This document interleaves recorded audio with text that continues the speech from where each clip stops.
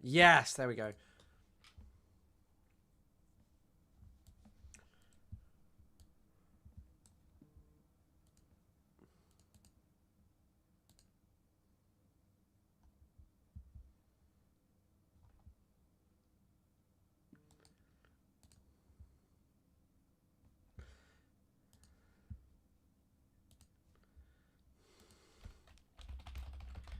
Showed.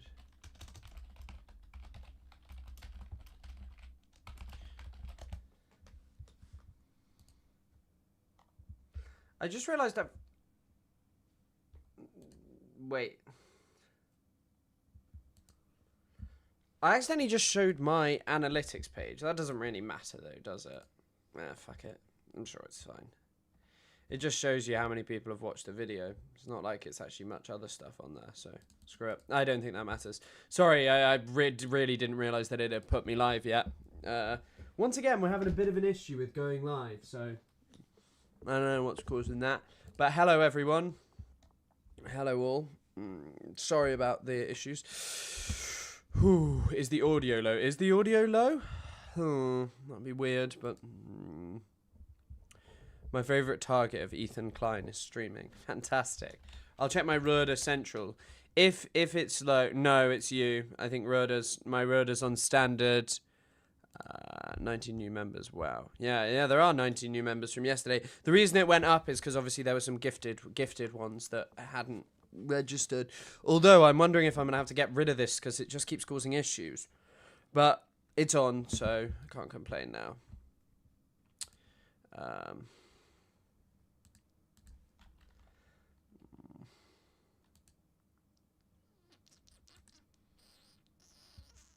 Audio is perfect. Yeah, it's a you problem then. Okay, right. Thank you. I mean, there are a decent amount of new members. Just thought it's a good idea to to encourage memberships because obviously they're a recurring thing. Not everyone's does, but yeah. Love from Quebec. Well, big love to Quebec. I mean, obviously I'm out there occasionally. It's a lovely place. Really enjoy going out there. I'm using my new mouse today, which is supposed to be wireless, but it's currently charging. So, yeah, certainly feels much better. And I like having less cables behind my PC. I'm just gonna get in there. Jerky.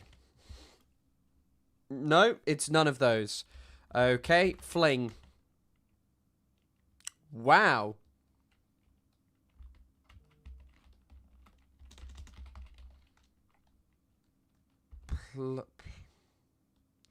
Hello, Cryeth. Hello, everyone who's joining. Hope you're all good. Do you use your mouse left-handed, or is the camera flipped? The camera's flipped. I should unflip it, but it's something that I find still too traumatic, seeing myself flipped on a camera. Even though there's like loads of things with me there on there, I find it unbelievably traumatic. How are you doing today? Better than yesterday. I think it's something like this, but...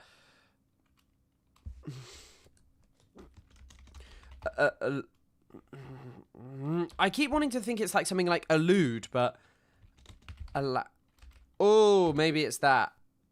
Oh my god. Slaps? But that feels like a terrible guess.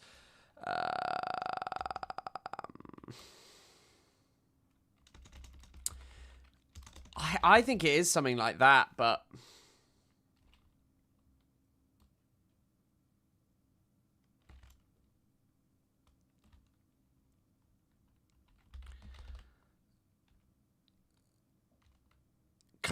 What even is this? I think it's CLAS. I think it's that. I think it's class. Oh my god. This is the last guess I have. I might get this wrong. This might be blast. Yeah. Met my friend Jeff E. in Tel Aviv for Israeli breakfast last week. The locals get a bad reputation, but they're great as long as you look like them and have the same beliefs as them. Yes, I have heard that Arabs in the area have a really good time. I don't know.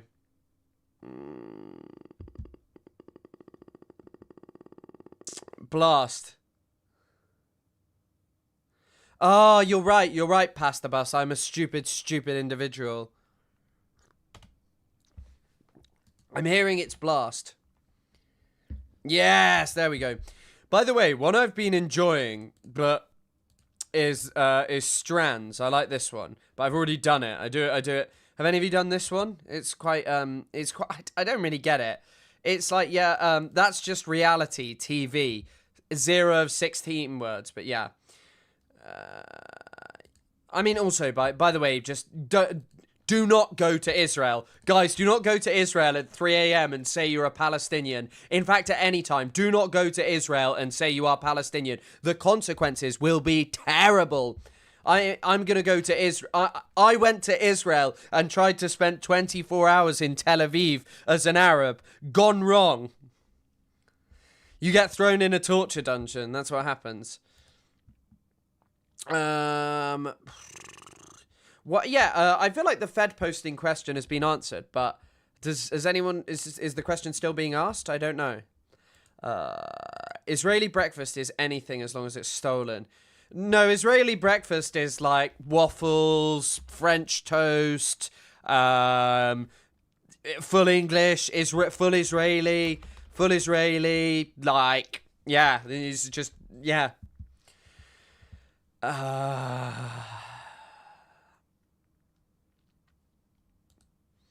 But yeah, spending 24 hours in Tel Aviv as a Palestinian. It's really interesting though, like, because Israelis are still doing the settlement and the colony stuff. If Israel does, well, of course they're all still settler colonies, but it has an open frontier. If Israel still persists in this shit, right, like, and it does succeed, do you think eventually there's going to be the same genre that was produced in America that was like somewhat feeling bad, maybe-ish about what they'd done to the natives of like, oh my god, we're going to be haunted because we killed loads of indigenous people? Sorry, I haven't even looked at this. Sorry, someone said shiver, goosebumps, tingle, and chill. Yeah, I think you're completely correct about that. Jaywalk. Saw. Crow, Jay.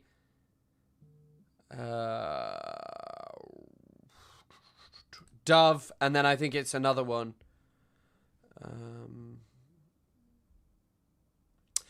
I think goose was the misnomer, but maybe that's just actually a trick. Jaywalk, speed, loiter, litter. I think you might be right about that. Yeah, you are. They're a bit of a misnomer. Dovetail. Did I see headspin? No. Heather. Dove, crow.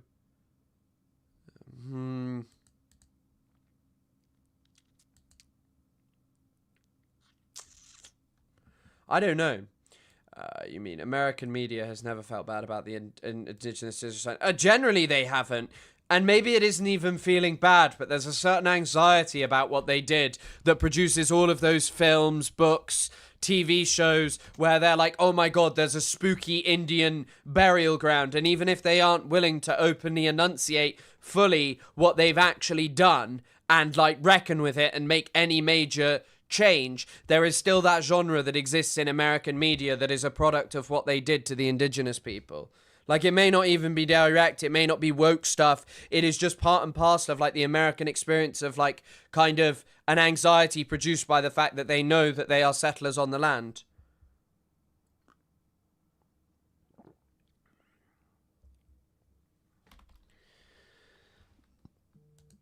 No Americans don't have a Holocaust feel like victims. What? It's dovetail, scissors, clothespin, crowbar. Why is it that? Dovetail, scissors, crowbar, seesaw. Oh, no.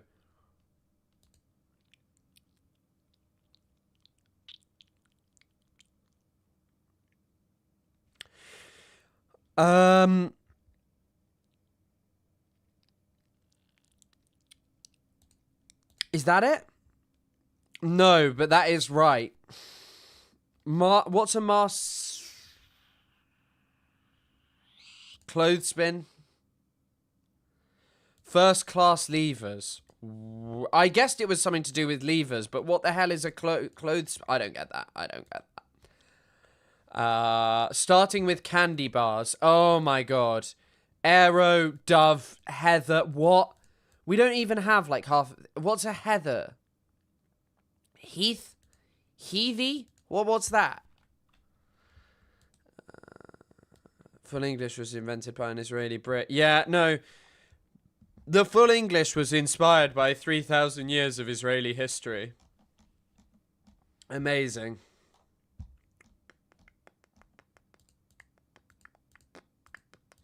Okay, right. So we've done those two. Did any of you see Dr. Phil interviewed Netanyahu? Not a chance I am watching Dr. Phil interview Netanyahu the whole time, but Dr. Phil was out interviewing Netanyahu. We can just watch a clip.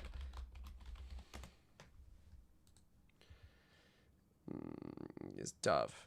Heath bar. We don't have Heath. Chocolate covered toffee that breaks your teeth. Why did that message get removed? What did you do wrong there? I wonder.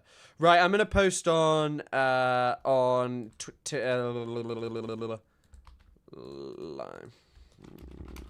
YouTube covering the ice shooting in UAE collapse.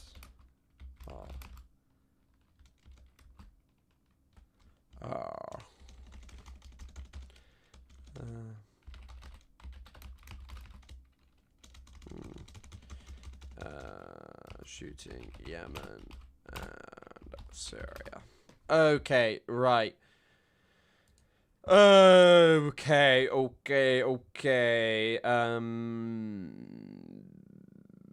This didn't involve birds. OMG, hope you're all well. Yeah, I'm allergic to making typos. It makes me physically cringe.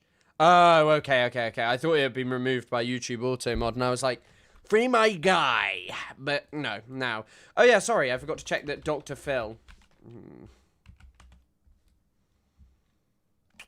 Really interested in how he looks at this, because this has been one of the longest wars they faced, and the cost has been really high politically, humanitarian-wise.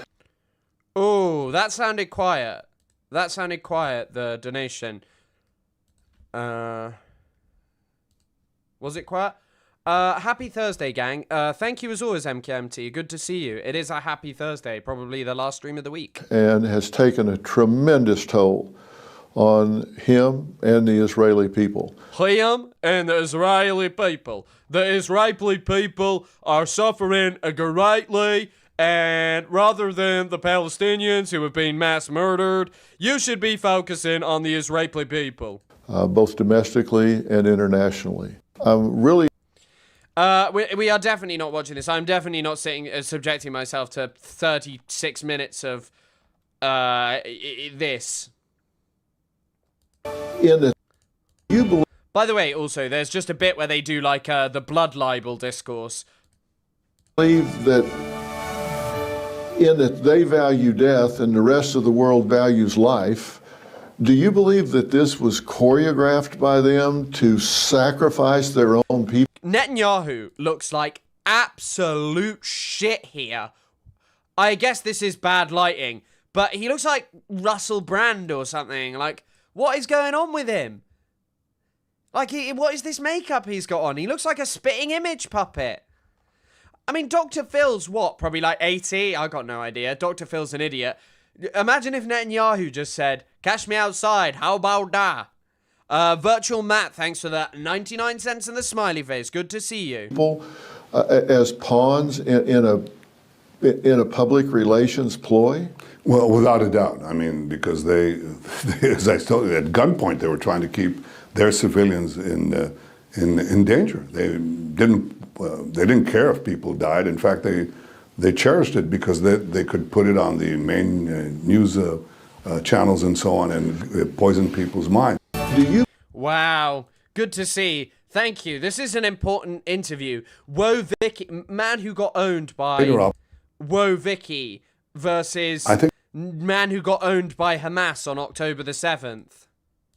There are other and greater opportunities for expanding the Abraham Accords of Peace to other countries, not only Arab countries in the Middle East, but big Muslim countries outside the Middle East. And I think that's where it's going. And when people will see that we move from a war footing to a peace footing, I think some of that propaganda will be stymied. But in addition to that, I think you're right. We fought a 7-front war. There's an 8th front. And the 8th front is the battle for truth. The way in which we will win this front is by talking to Dr. Phil. Amazing. The battle for truth against all these lies that are being disseminated in the social network. And that requires a big effort, which I think we have to, and there's only one thing you can do, you know. The only way you can combat the lies, speak the truth. Well, and I'm charging that machine gun nest every day in America, and it comes at a high price that and I will pay that price every day proudly and with honor on behalf of Israel. Amazing. Dr. Phil telling us he's working on behalf of Israel. It's great to see. They're calling him the most Israel-coded guy of all time. What even goes on the Dr. Phil podcast? Like, I know who Dr. Phil is. I ain't gonna... oh my god, Dr. Phil still exists. We can watch a whole episode called Backstabbing Friends. I know for one that the way in which Israel will score its major victory in the world... score its major victory in the world and win on the propaganda front will be securing the support of Dr. Phil. With him while they were engaged? Yes. What are you, a ventriloquist? Yeah, actually, we've always finished each other's sentences. Yeah, well, I'm pretty good at finishing my own sentence. This is an old video, though. Is Dr. Phil finished? It is utterly ridiculous. Gatto Surfer, thank you, Chris, for everything you do. I hope I can have the strength that you have. Gatto Surfer, I hope you're doing okay. Thank you for an incredibly kind donation. And thank you, as always, for, being here. It's great to see you, Gatto. What was I going to say? I don't feel that strong. I'm just blessed in terms of, this is, like, I don't think, whenever someone's like, oh, I'm grateful for what you do, I don't think you understand that I feel all the same emotions as you. It's just I have a chance to, use them and like, have an outlet. And I specifically studied something about Palestine for such a long time where I had the confidence to speak about it online. And honestly, it's been an honor and a blessing. But thank you so much, as always. Great to see you, Gatto Surfer. Well, apparently, Phil McGraw, this is this guy. He was born in 1950. His head looks crazy in this image. Enhance. That is a crazy head. Jesus Christ. It looks like a crystal ball. It looks like he's got a crystal ball under his skull. But it's clear he's just trying to relaunch his career after the Dr. Phil show finished. Guys, look, you know when people get adverts tattooed on their head? Look what Dr. Phil's got on his head. He's got the membership goal tattooed on his head. Wow.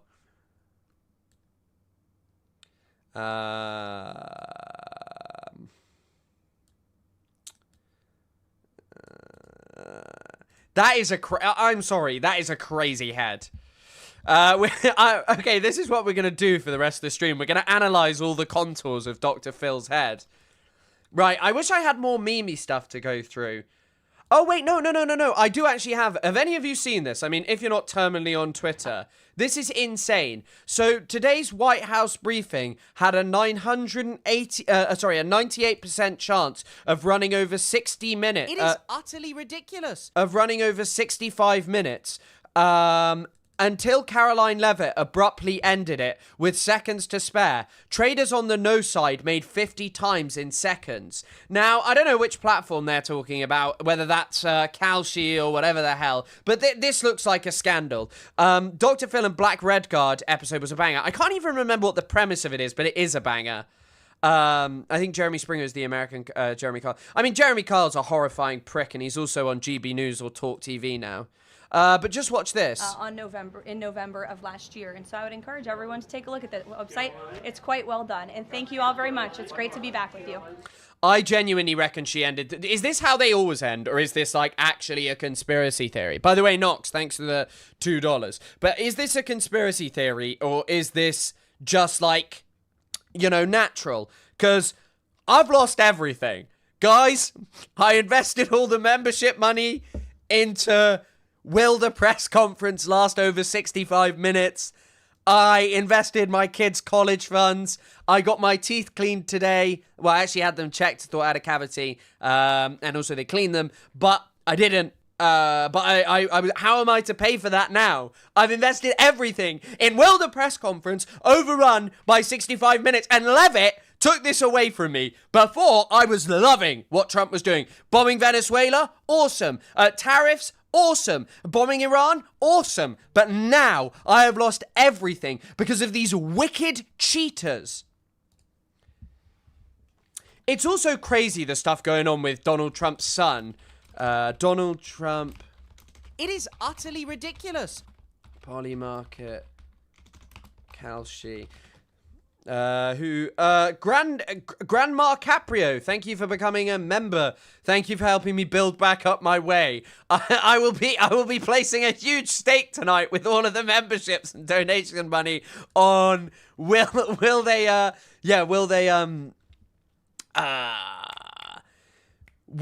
the press conference overrun today? The only thing is do you guys know that Donald Trump, oh my fucking God, fuck off. I'm looking at Front Office Sports. Donald Trump Jr.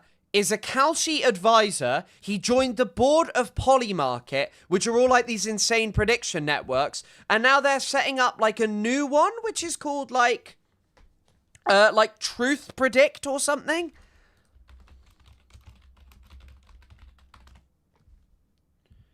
Yeah, Trump has a new one called Trump Predict. Insane.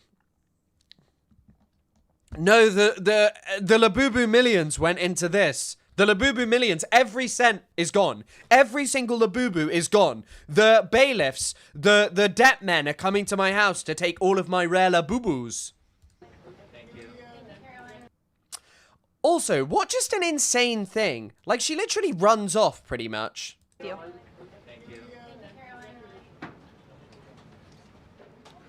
God, imagine that. The guy who sat there, like, losing his shit. I mean, gambling is a horrible thing, and if you're really gambling on this, I really suggest that you get help. I mean, I wouldn't gamble. I think I find the thing that's so repugnant about this is I just find it disgusting gambling on, like, I don't know, how other people's lives are going to go and what will be the outcomes and consequences and shit. It kind of unnerves me a little bit. And so obviously I'm not just going to start gambling on, you know, like, will America fuck up X country? Because this is not moral, it's not normal, and it's just repugnant. And the fact that these are like, have any of you seen the integration of this? They're doing like an integration of this stuff on... The Europeans taking it seriously. What about the prediction markets? Yeah, are people in the public taking it seriously? The people who are putting their money where their mouth is. They're absolutely taking it seriously. I mean, take a look here. Hey, Trevor Toves Tails. Lacan received one? No way. Lacan, I thought you were dead. But... this stuff is, like, insane. This stuff is insane that, like, the news are taking this seriously. Oh, I've just done something wrong. The news are taking this seriously. Is it getting integrated? Is it, like, actually getting integrated on the news? Someone talked about how, like, it may basically... yeah, no, it is getting integrated into CNN. People have also talked about how it may actually, like, influence elections in the sense of, like, basically, if you have this thing of, like, telling people, oh, the prediction is this way, You know, it's going to be a huge influence. By the way, just want to say, look at this guy's neck going forward in this freeze frame. It's very emasculating. I don't like it. He looks like a worm. It's pathetic. The chance that Trump buys any of Greenland by the end of his term, on Friday, it was just 12%. Whoa, way up there now to 36%, a tripling in less than a week. My goodness gracious. The Europeans. Jesus Christ. This is like if any of you have ever been on a gambling app. If you've ever been on a gambling app, what's the mod chat? What's going on in the mod chat?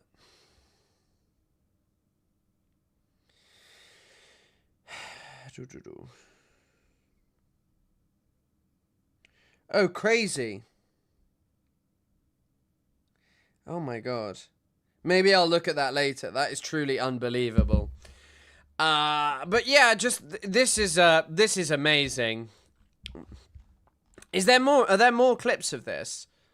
Look at this as the prediction markets because they give you ways we can look at this as the prediction markets because they give you an indication of where people are putting their money where their mouth is, right? Do they think that the tariffs, that these rebate checks are actually coming? And at this point, no. No, I mean, Trump tariffs, the tariff stimulus checks are sent to Americans by August of 2026. It's a 25% chance. That's a 1 in 4, so that's not nothing.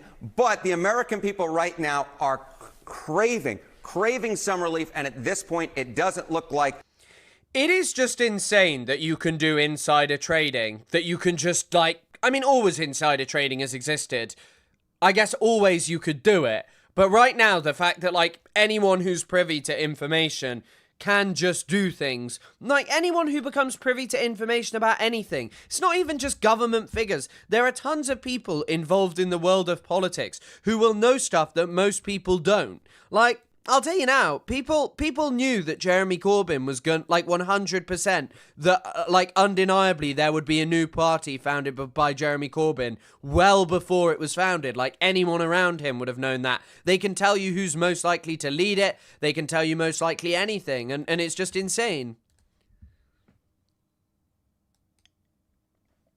It is coming, although I will note, John Berman, this 25%, it is greater than this 6% who say that tariffs decrease prices, or that 5% back in March, which are just, you never see 1, 2, 3, 4, 5%. So, look. Is this what has become of the news? This is what, imagine the day where, like, some streamers are going to be washed up and they're just taking Kalshi integrations, like, covering the news, and they're just like, okay, guys, this is our sponsored segment. Everything I'm saying here, here's the prediction market. Bam, bam, bam, bam, bam. This means that I'm correct because the prediction market says so. Guys, bet on what I'm saying. I mean, actually, the law around crypto was insane. Unless you said crypto was, like, gonna go up and everyone was gonna make money, you could get away with whatever. Do you remember how egregious some of the crypto scams from, like, Logan Paul and all those people were? Look.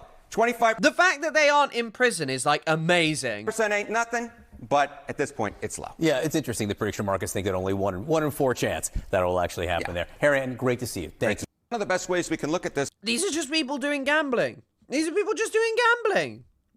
And it's the news, apparently. Yeah. All's well that ends well. I guess it's pretty cool.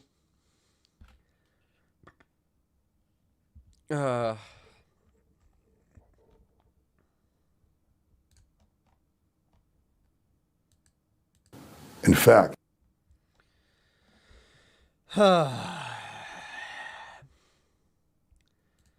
it is like unbelievable. Wait, is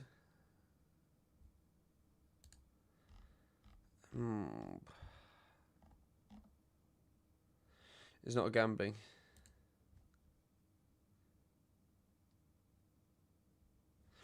God, I'm gonna get into. I've decided, you know what? Screw this streaming thing. I'm gonna spend all day on the Kalshi markets. Okay, right. Quickly, I'm just gonna go on and do my video saying, "Hey, I'm live on XYZ and blah blah blah blah blah blah blah." So you can watch me do that if you'd like. And I'm not even gonna mute my mic because I don't even know how to mute this mic. Very simply.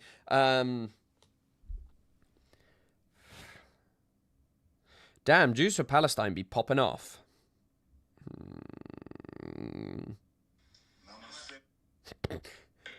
Wait, look at my YouTube. Look what I just got recommended on Instagram Reels. It's just a video of Netanyahu and an Indian like official going Namaste. I don't know why that is on my recommended, but I don't really care. Right, okay. Hello everyone, I am live on YouTube. I am covering... Shit, I've forgotten what I'm covering.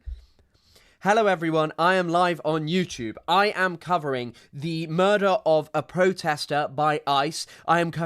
No. Hey everyone, I am live on YouTube right now. I am covering the murderous ICE regime and the murder of an innocent protester that they carried out yesterday. I'll also be covering Yemen and Syria. So if you want to get in, link is here if you're looking at this on Instagram, and in my bio if you're on TikTok.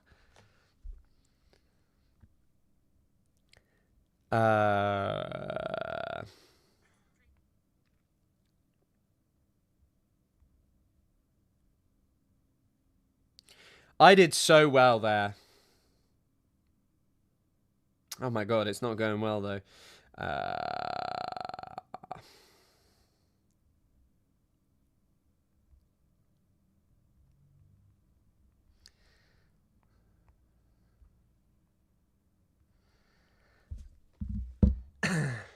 Yeah, I know. I said come in, so but I don't really give a shit. So,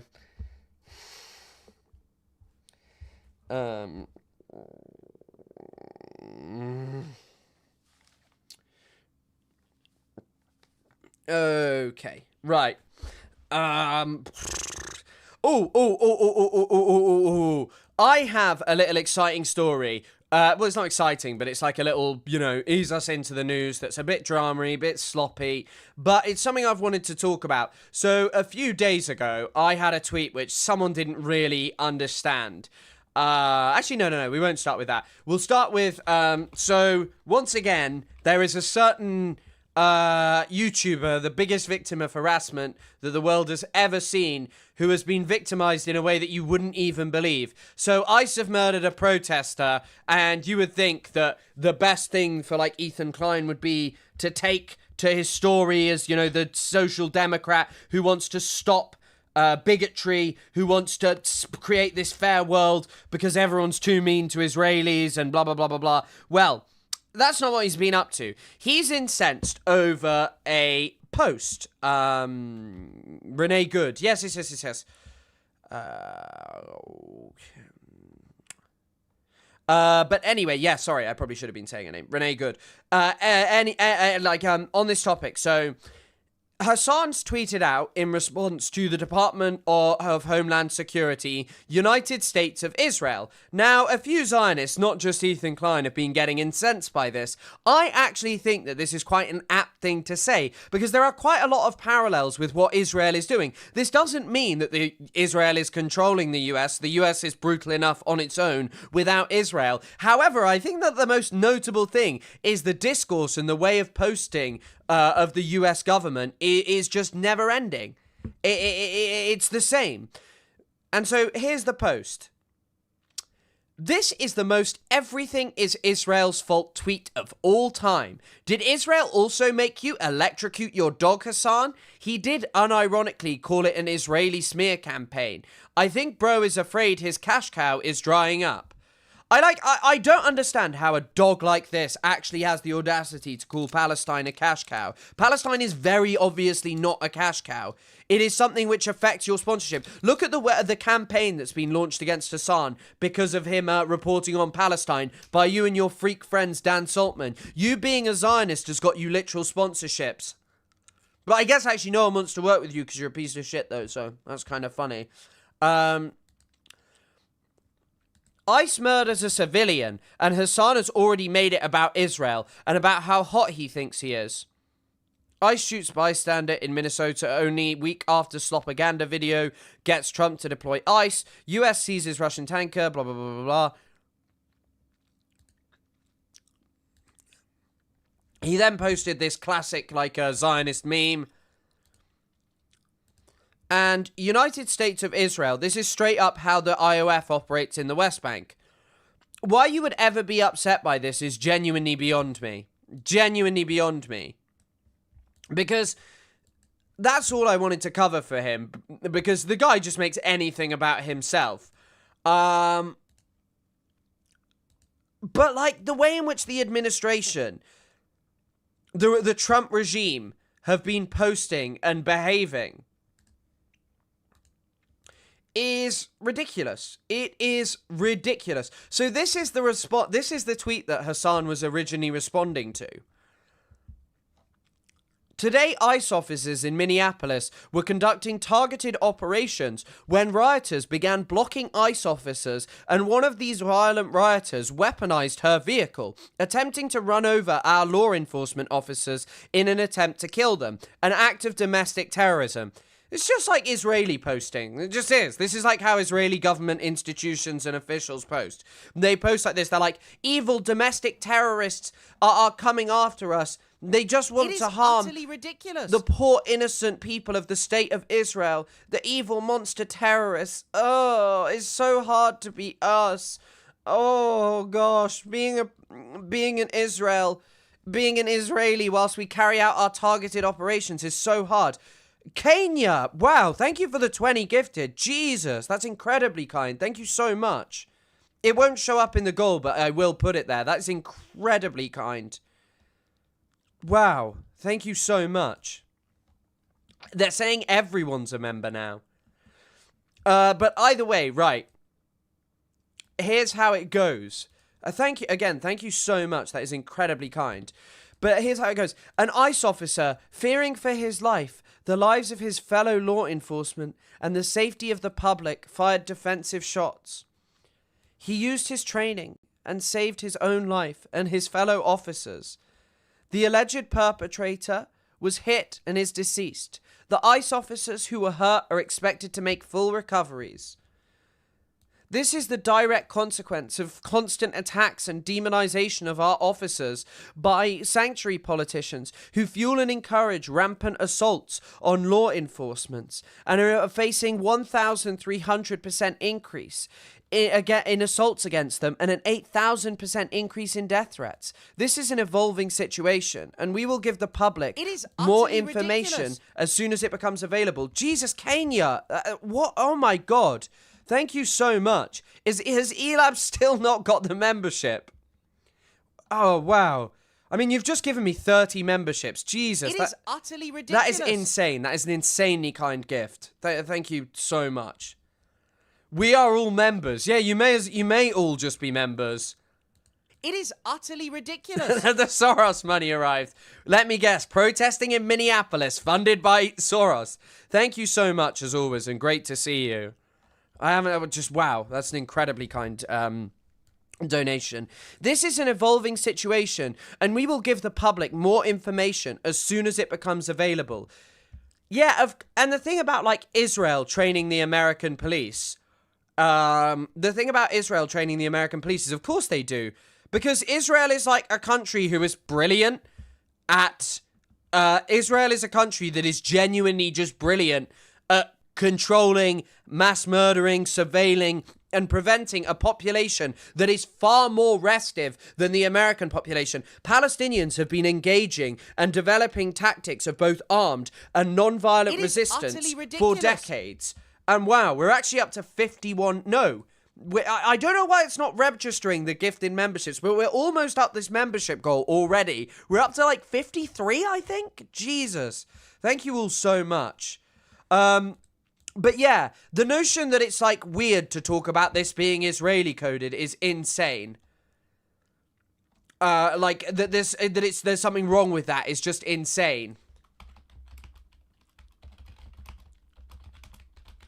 Eric Adams even spoke about this.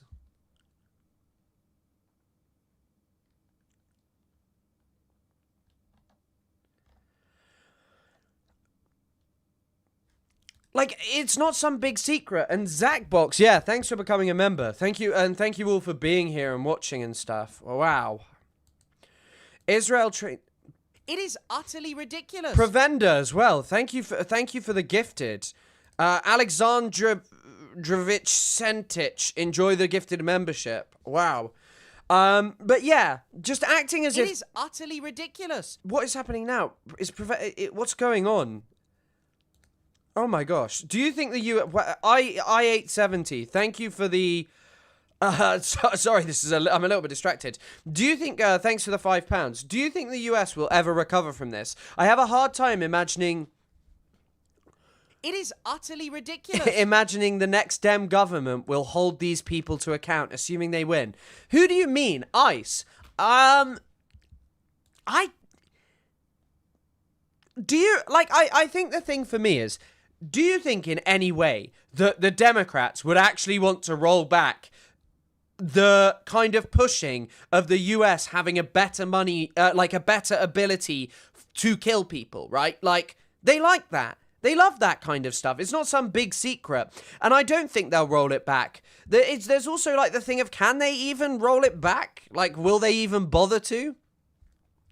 I don't think so.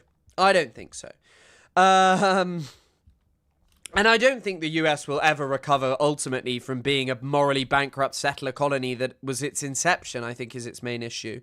Today's my birthday. Wanted to spread some love. Gage, happy birthday to you. I hope you're having a fantastic day and doing something you love, like watching the Chris K live stream. But thank you so much for an incredibly kind donation.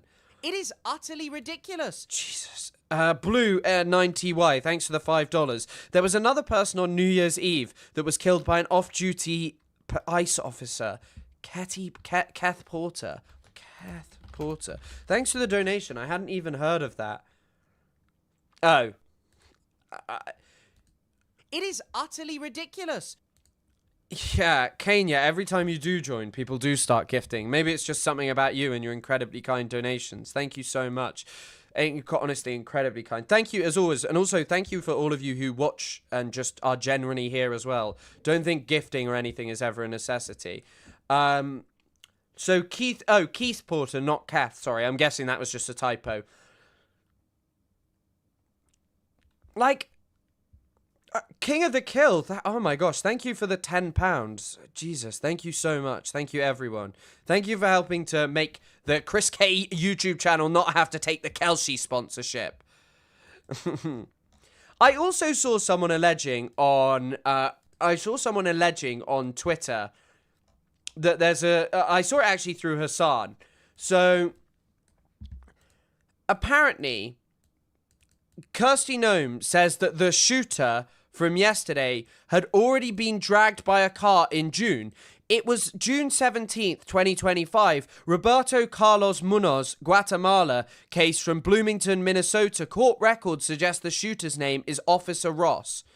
So there's also someone who was dragged and there was another killing by ICE or another shooting. And it wouldn't surprise me. The fact that there are people who tried to defend this is just insane. And I did say thank you to King of the Kill. It's an incredibly kind £10, an incredibly kind donation. Incredibly kind. All of this is getting put on the briefing meeting being over 35 minutes or something. But I just generally do not think that pointing out that that the American government has started posting in a manner that is similar to the Israeli government is surprising. Israel, for all of its negatives and horrifying inability to address its unpopularity, it certainly does post in a way that appeases the amount of people who enjoy it. And the US government wants to post in the exact same way. And they want to make it look like a situation where they killed someone was actually them being under major threat. And I just don't get why that would be your focus. Like, a woman has died. Renee Good has died as a result of what of what is happening. It is utterly ridiculous. Of ICE being on the streets. And of incitement that began days before that is not something new. Like, the way in which there was, this incitement by that YouTuber who told people to go near Somali daycares. Kitty McWhiskers 666, thank you for the one gifted. That's an incredibly kind donation. And Ghost Doe, enjoy your membership. Enjoy your new emotes, which I need to add a new one of if I have enough. Wait, how many do I have? There's 14, right? Because that was the limit I previously had. If I have more members, I think I'm allowed to move on from the amount of gifted like I'm allowed. But yeah, Noah Sampson had a great response to this. What's this dumbass on about? Justifying the execution of civilians by labeling them as terrorists is one of the most spiritually Israeli things you can do. I 100% agree with that. Like, it's of course spiritually Israeli, and tweeting out like these epic military videos of you just mass murdering civilians that make you look epic. It's very spiritually Israeli. Is said to be replaced by Ethan Klein. He is seen as a natural fit for the role due to murdering his dog, an act his predecessor also engaged in. He got the credentials. But, like, why? I also just don't get the ire and upset. Like, genuinely anti-Semitic stuff? Okay, who blames, like, a Jewish person for being like, hey, I don't like this. But, like, that? And the other one that's provoked people, and there is a video of this, which once again I won't show because it's pretty violent. It's got blood in it. A doctor at the and there's a video of the doctor screaming, "Hey, let me in, let me in." A doctor at the scene attempted to help the woman who was shot, but was kept away by federal agents. When an ambulance finally arrived, it was blocked from reaching her by law enforcement vehicles, and paramedics had to reach her on foot.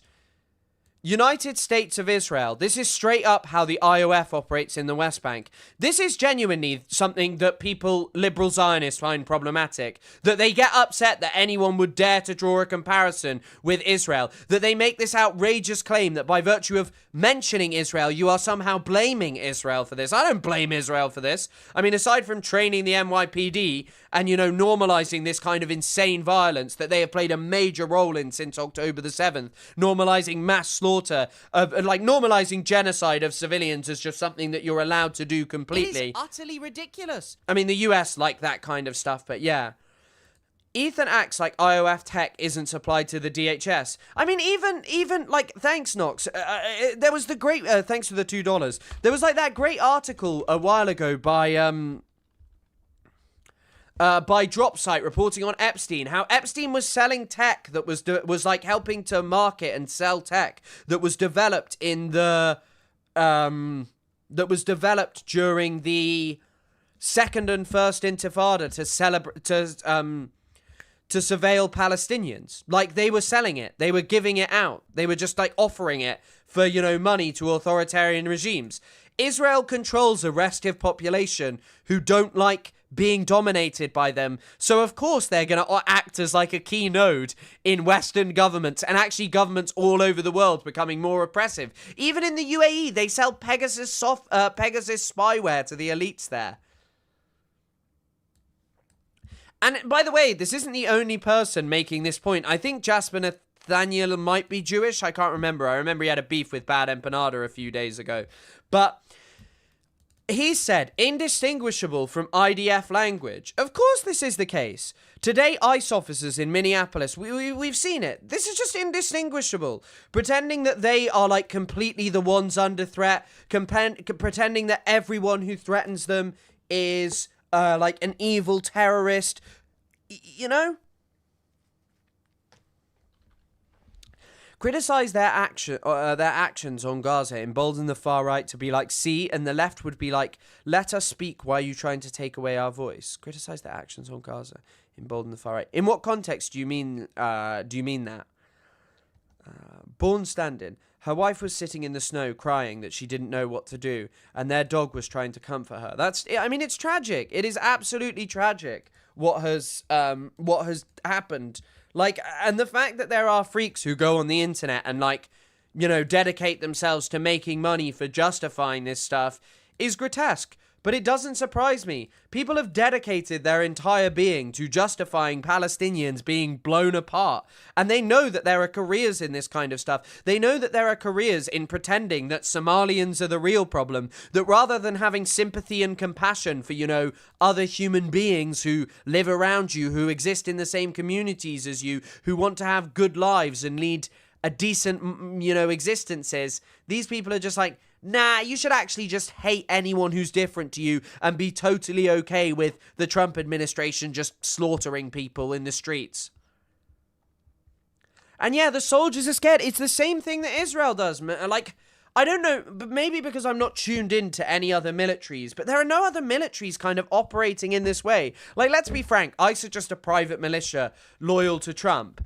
There are no militaries just out there doing this where the government has to go and pretend that they've done nothing wrong. They're either just like really violent regimes where they can do whatever they want anyway, or in the context of America, they're really violent but have to pretend that they're actually good and moral and that they're cleaning up the streets and making things safe for everyone, you know?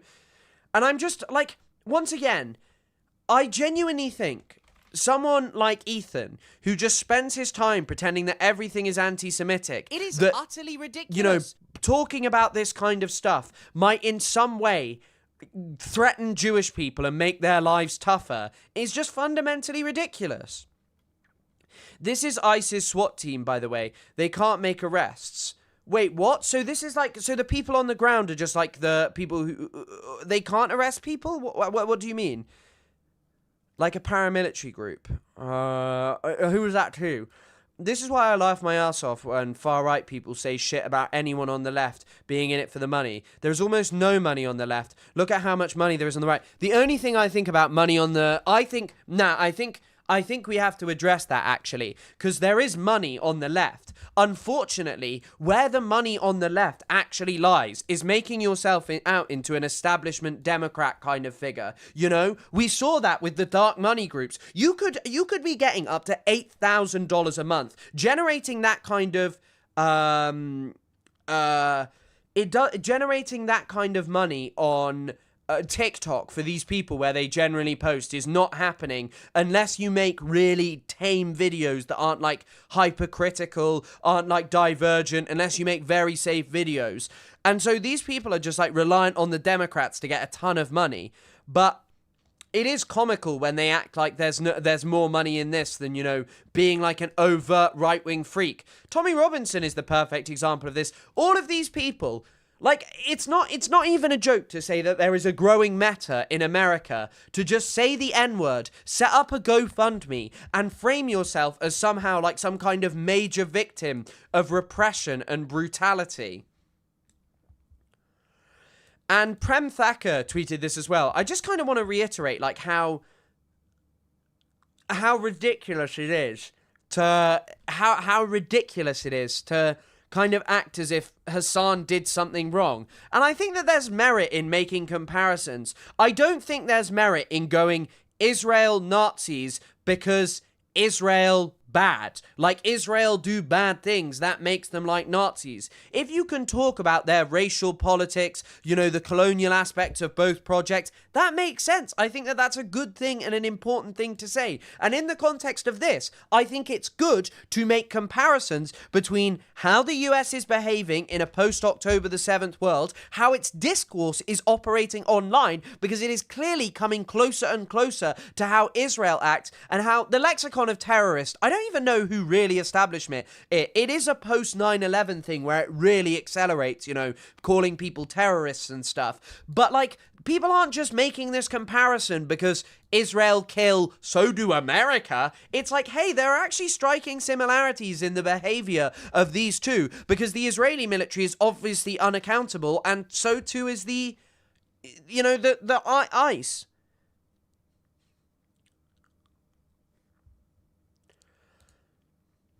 Yeah, I mean, Trump's comment is insane.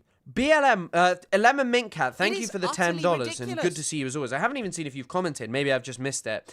BLM was a righteous movement. The police are a mini military, war on drugs plus war on terror. Civilians are terrorists. Any inconvenience can be eliminated, not just silenced. Yeah, and the police are already highly militarized, but I think these ICE agents are like even kind of more terrifying in the sense of the fact that they cover their faces, which is increasingly something the Israeli military have done. I don't know enough about their history of use of face coverings, but like the Israeli military have, started covering their faces a lot more as people have surveilled them, because they know what they're doing is like totally immoral.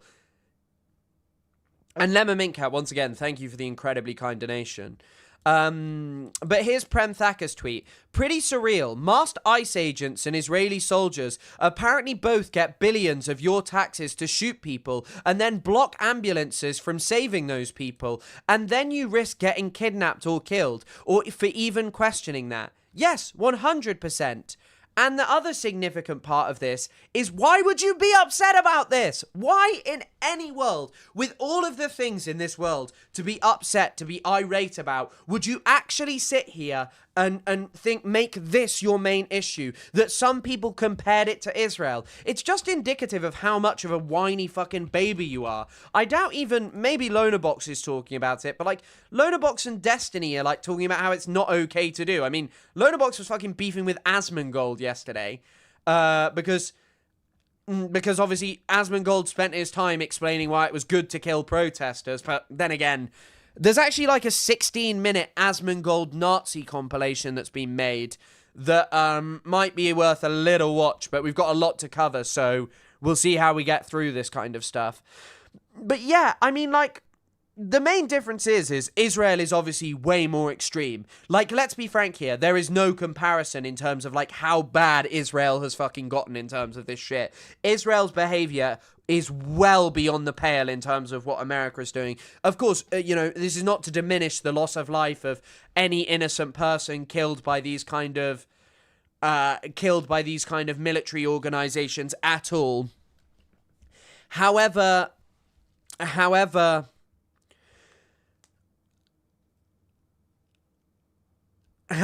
it is clear that they are becoming more similar, and how they're like moving more towards that kind of project, you know? Like, they are just becoming less accountable. And this is something that, once again, Pete Hegseth ran on. Like, he was someone who played a big role in trying to get pardons, not for Eddie Gallagher. I can't remember who the guy that Pete Hegseth lobbied over and over again for pardons of. But if you don't know, look into this shit. Eddie Gallagher just straight up murdered someone, and he ran around with a knife, and just a vulgar character. They want a totally unaccountable military. They already have pretty unaccountable police, but they want it to be totally unaccountable.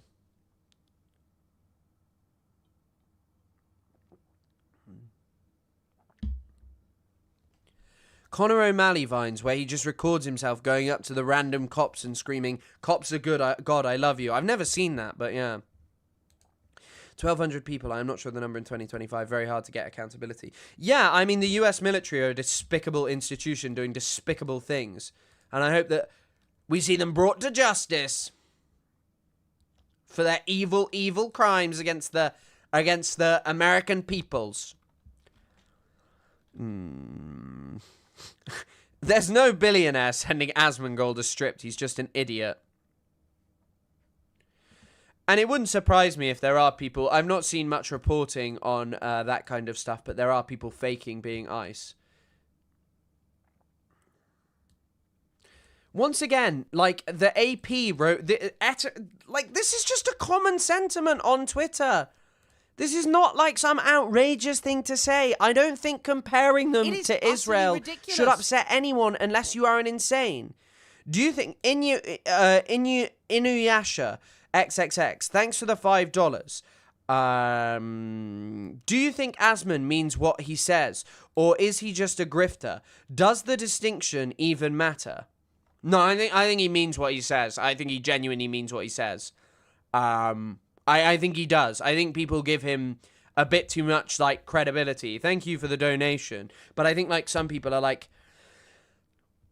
oh, he's not ideological. He 100% means what he's saying. He 100% means what he's saying. And he is saying repugnant and grotesque things. He is someone who gets enjoyment, grotesque enjoyment, from pretending that the left and immigrants are the ones who are responsible for the misery in his life that clearly oozes throughout every being, every fiber of his existence and body.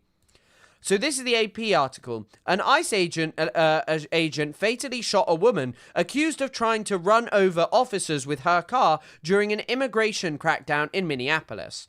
This is the same way they write about killings in the West Bank. Yes, there are so many people who were tweeting out this shit, you know? And yet, because Hassan did it, he's actually an evil Jew hater.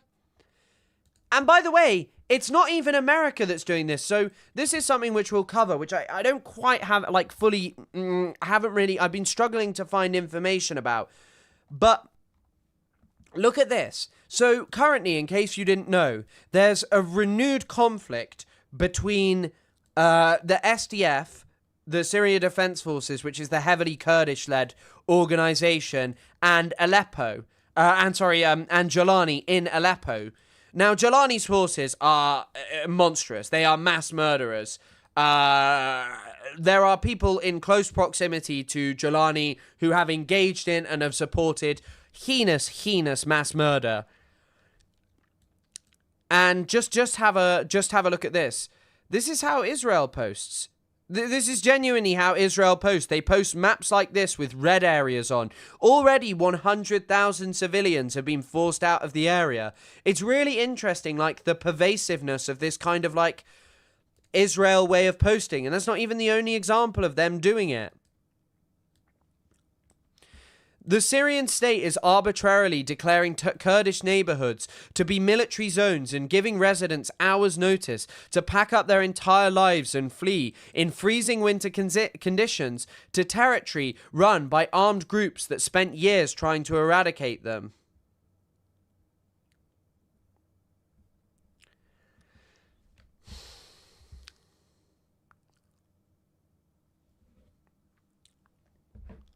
Sorry, I need to check my phone quick. Quick time.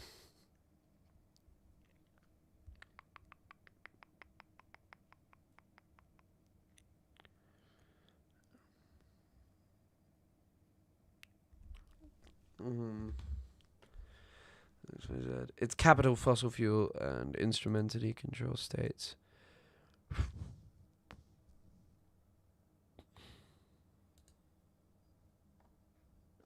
Interesting. I mean, I do agree with your rhetoric that, like, you know, it's not just that it's a much more a result of like a wider nexus and a confluence of things rather than just pertaining specifically to, like, you know, America doing this or X, Y, and Z. And yeah, I do think those things matter. I just also think that America does have an empire that definitely does exist. But yeah, I was just pretty shocked to see that this is a thing that, like, people actually think is, like, reasonable or interesting. By the way, you said the SDF have left the area. I'm not sure that's true for one specific reason. Look at this.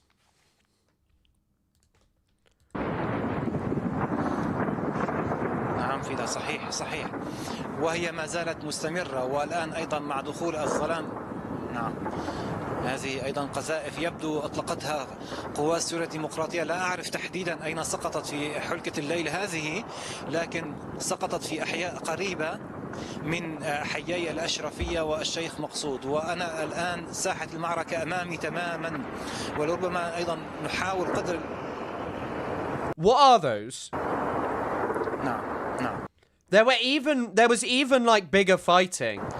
I think that this is all getting lost in. There is literally so much going on right now. The protests in Iran are really hard to get a gauge on because the people I follow are either like pro-Iran people who claim there are no protests or pro-Israel and US people who are just like, Iran is about to fall. And by the way, once again, did you know The Economist last year made it The Economist last year made it so that that Syria was their country of the year. It is insane to say that this was like the country of the year. It is unstable. Reuters literally reported this last year that the Syrian forces massacred 1,500 Alawites. This is a very long piece, by the way. If you want to read it, it's worth it. It just talks about how you can see how like close, how far this goes up in terms of proximity to Jolani himself. But yeah, we'll talk about this in a bit. We'll cover this in a little bit. Ramelia, I loved your new like peeing emote. I love that. It was very good. But don't forget those shows up in the Munch out the destination, the book's cool. I will try and cover Algeria plus the UAE, but like I haven't researched it. I'm not gonna lie. There's a lot of stuff going on today. So yeah. Hope you're all doing well. I'm saying Asman farms Hassan and calls him obsessed in mentioning him. He does it every time his name gets mentioned by Hassan. Asman gets excited. Yeah, I mean, Asman doesn't need to farm Hassan though. He's literally bigger than Hassan. But I guess it is just how he makes content. Because he doesn't really, I don't even know what he talks about. He just sits and browses Twitter, really. Okay, right. Let's go on to, I guess, the more stuff. Okay, right. So this is Trump's statement from yesterday. Kind of crazy. I mean, it's a statement by Donald J. Trump. It's going to be pretty insane. I have just viewed the clip of the event in which took place in Minneapolis, Minnesota. It is a horrible thing to watch. The woman screaming was obviously a professional agitator, and the woman driving the car was very disorderly, obstructing and resisting, who then violently, willfully, and viciously ran over the ICE officer who seems to have shot her in self-defense. Based on the attached clip, it is hard to believe he is alive, but is now recovering in the hospital. The situation is being studied in its entirety, but the reason these incidents are happening is because the radical left is threatening, assaulting, and targeting law enforcement officers and ICE agents on a daily basis. They are currently trying to do the job of making America safe. We need to stand by and protect our law enforcement officers from this radical left movement of violence and hate. Now, I mean, I don't know if any of you have seen it, but the guy was obviously not in any way harmed. He was around straight away afterwards, like, bigging himself up. I am not even going to humor this shit. There is no way that there is any justification for shooting her. And if she had been, if an ICE agent had been hit by the car, those ICE agents have already been murdering people. They are already thugs who are part of a fascist attempt, to expel people from America on the basis of a racial supremacist project. But yeah, awful.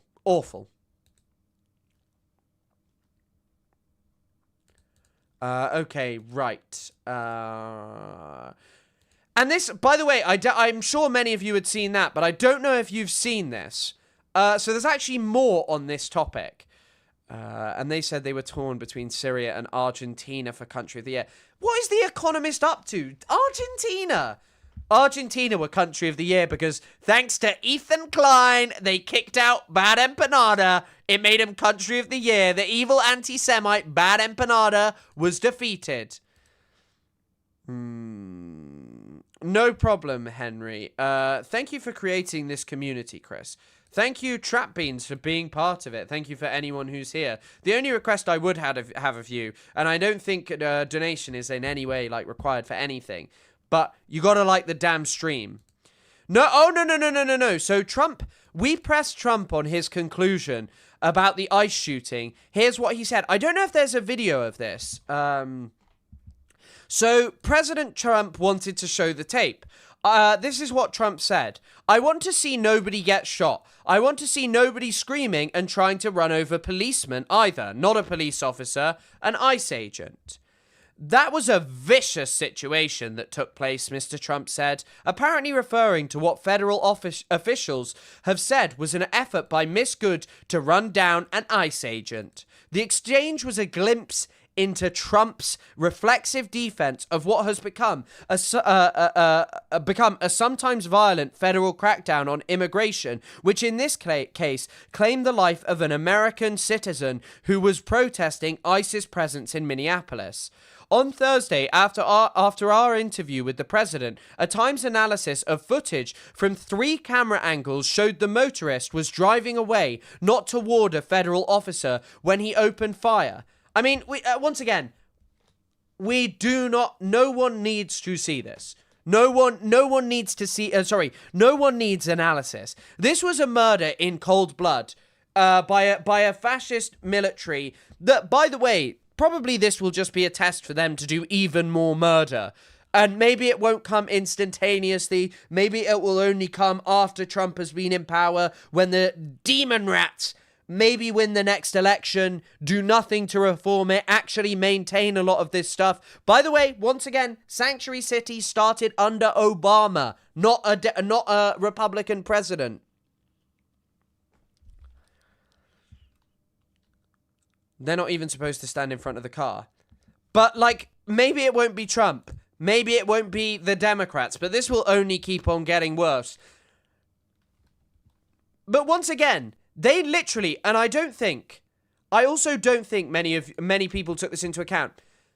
A university in America allowed violent pro-Israel thugs to descend on a peaceful protest at UCLA, a peaceful encampment, and attack them for hours. And then they said that the actual victims were the like violent fascists just because they were Jewish. The insanity of this world has already been created and established, and it's been going on for a long time. But I have to say, there's an acceleration in all our countries, and the Democrats, the Labour Party, all of these people who continually referred to pro-Palestine protests as violent, thuggish events, in spite of everything contradicting that, have played a major role in this, and we should in no way think that just voting for someone else is going to fix the problem.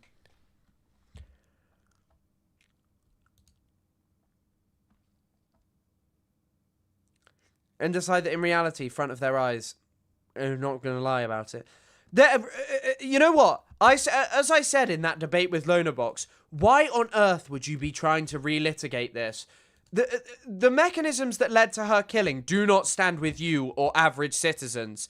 The people that they served are not average citizens. They are basically an unaccountable militia serving an incredibly rich pedophile, friend of Jeffrey Epstein, who has been using the presidency to enrich himself massively, sitting there and siding with them, trying to relitigate and offer an explanation of a situation that you don't even have a basic grasp on. So what? So you can help Trump do this again? Nice to see you, Michelle. They will dance around why Israel is doing a genocide. Yeah, of course. They'd rather tell you that a protest and Palestine action destroying some Israeli weapons factories is violent and thuggish and funded by Iran, rather than ever confronting on the side of, like, you are backing these structures all over the world, and when they blow back in your face, you best not blame it on people who've been shouting out and screaming at you that this is not acceptable anywhere in the world. What's that famous quote? Injustice anywhere is injustice everywhere.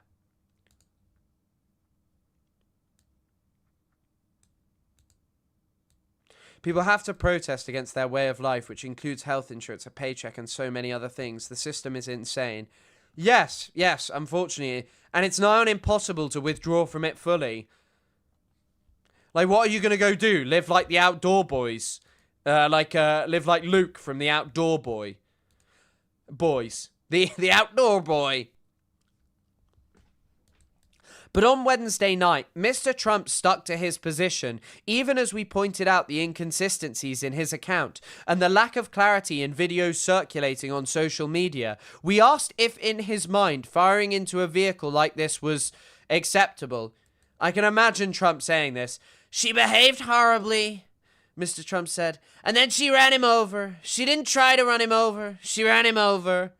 I'll play you the tape right now."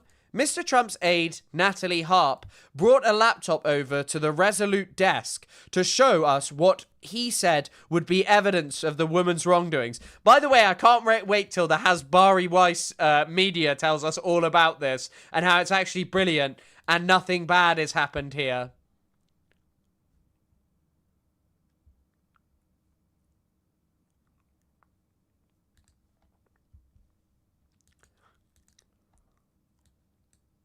Trump acknowledged the tragic nature of the shooting. With all of it being said, no, I don't like that happening, he said, before pivoting to his common refrain of criticizing illegal immigration. As a slow-motion surveillance video of the shooting played on the laptop, we told him that the angle did not appear to show the ICE officer had been run over. Well, the way I look at it, it's a terrible scene. I think it's horrible to watch. No, I hate to see it. But did this fatal shooting mean his ICE operation had gone too far? Mr. Trump sidestepped the questions, instead blaming his predecessor's immigration policies. Also, once again, very, very, very Israeli-coded thing. Oh, we're going to have an internal investigation into this. Mother, you shouldn't be investigating anything. You shouldn't investigate anything about yourselves. You are killers of protesters. You are violent thugs.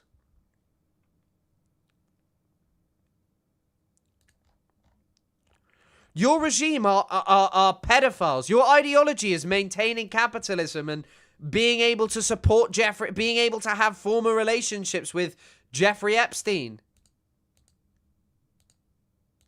And this is like Border Tsar, Tom Homan. I don't even want to call him Border Tsar. I hate that. He's not a Tsar. I think the city of Minneapolis. God, he looks crazy. He's pretty Israel coded. He looks like Ehud Olmert, kind of. Minneapolis is on edge. I think the country is on edge right now. You say the investigation is ongoing. Investigation just started. Just started. You say you can't comment on the video, which many Americans are seeing and reacting to. I'm not going to make a judgment call on one video when there's 100 videos out there. I wasn't on the scene. I'm not an officer that may have body cam video. It'd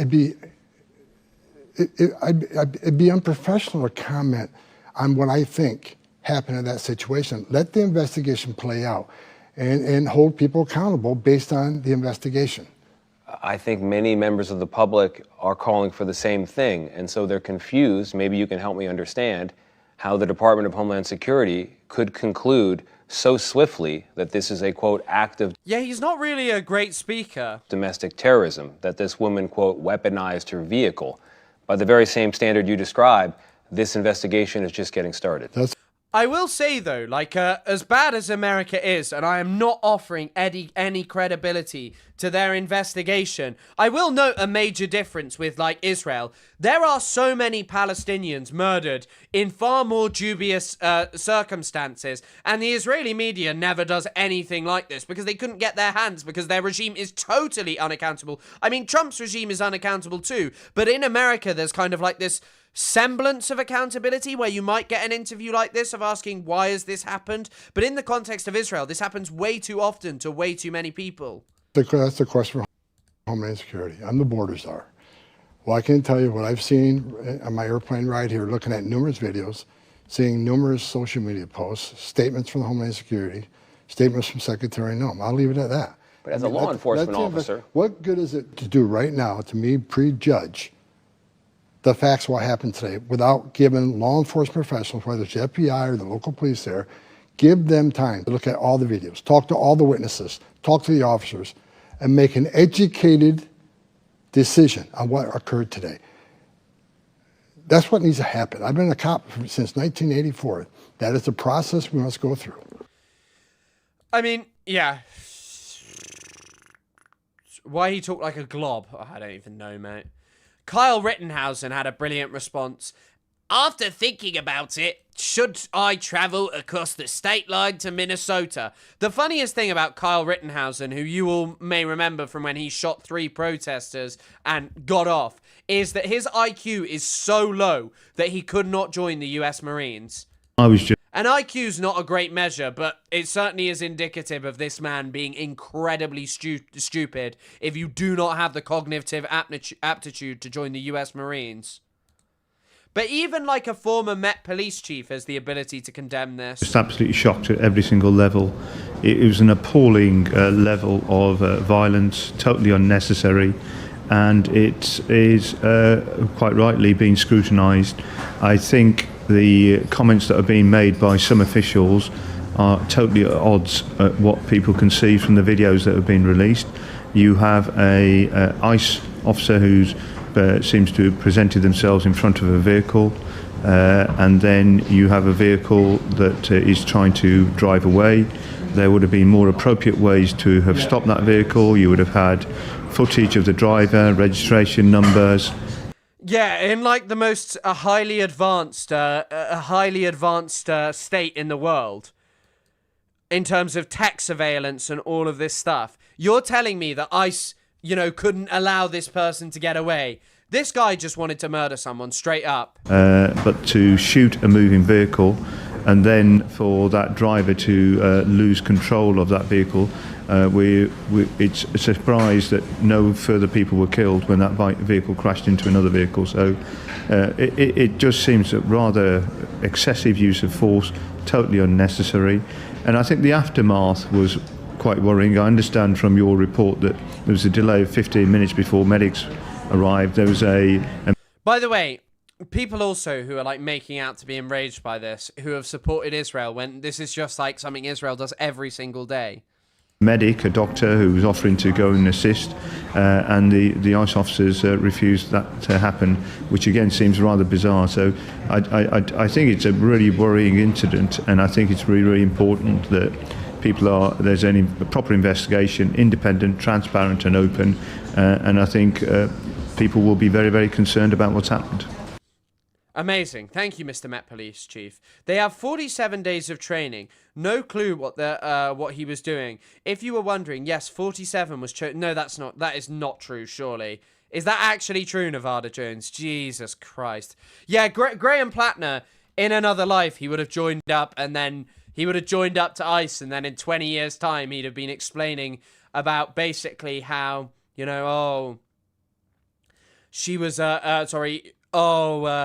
I'm so sorry for joining ICE. Me and my friends, we died when we were fighting against these brilliant evil protesters, and I'm so sorry about that. And then he'd just have Reddit post that was like, I loved killing the brown people.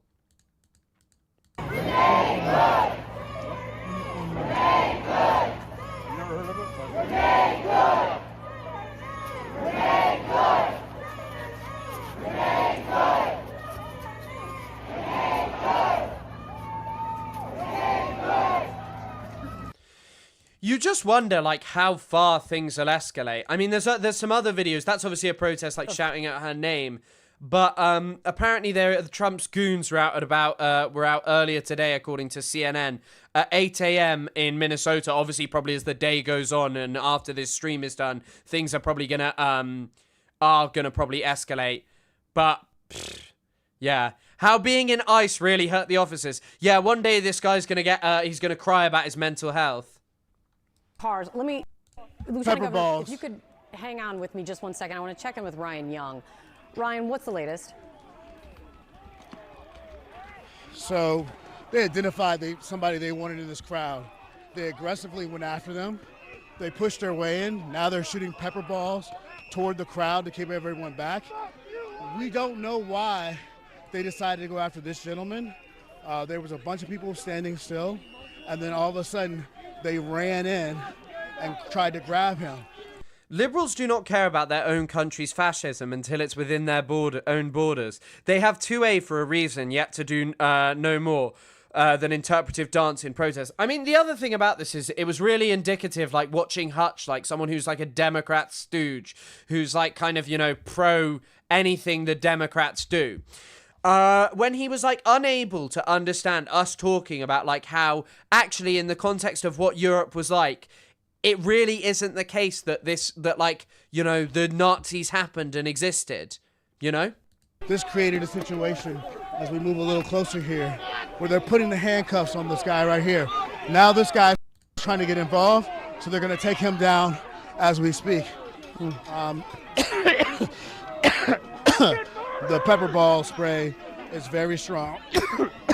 They use that to make sure that I wonder where pepper ball spray was developed. The crowd stays back. So one of the problems that we see is that some of the protesters are standing behind the media members.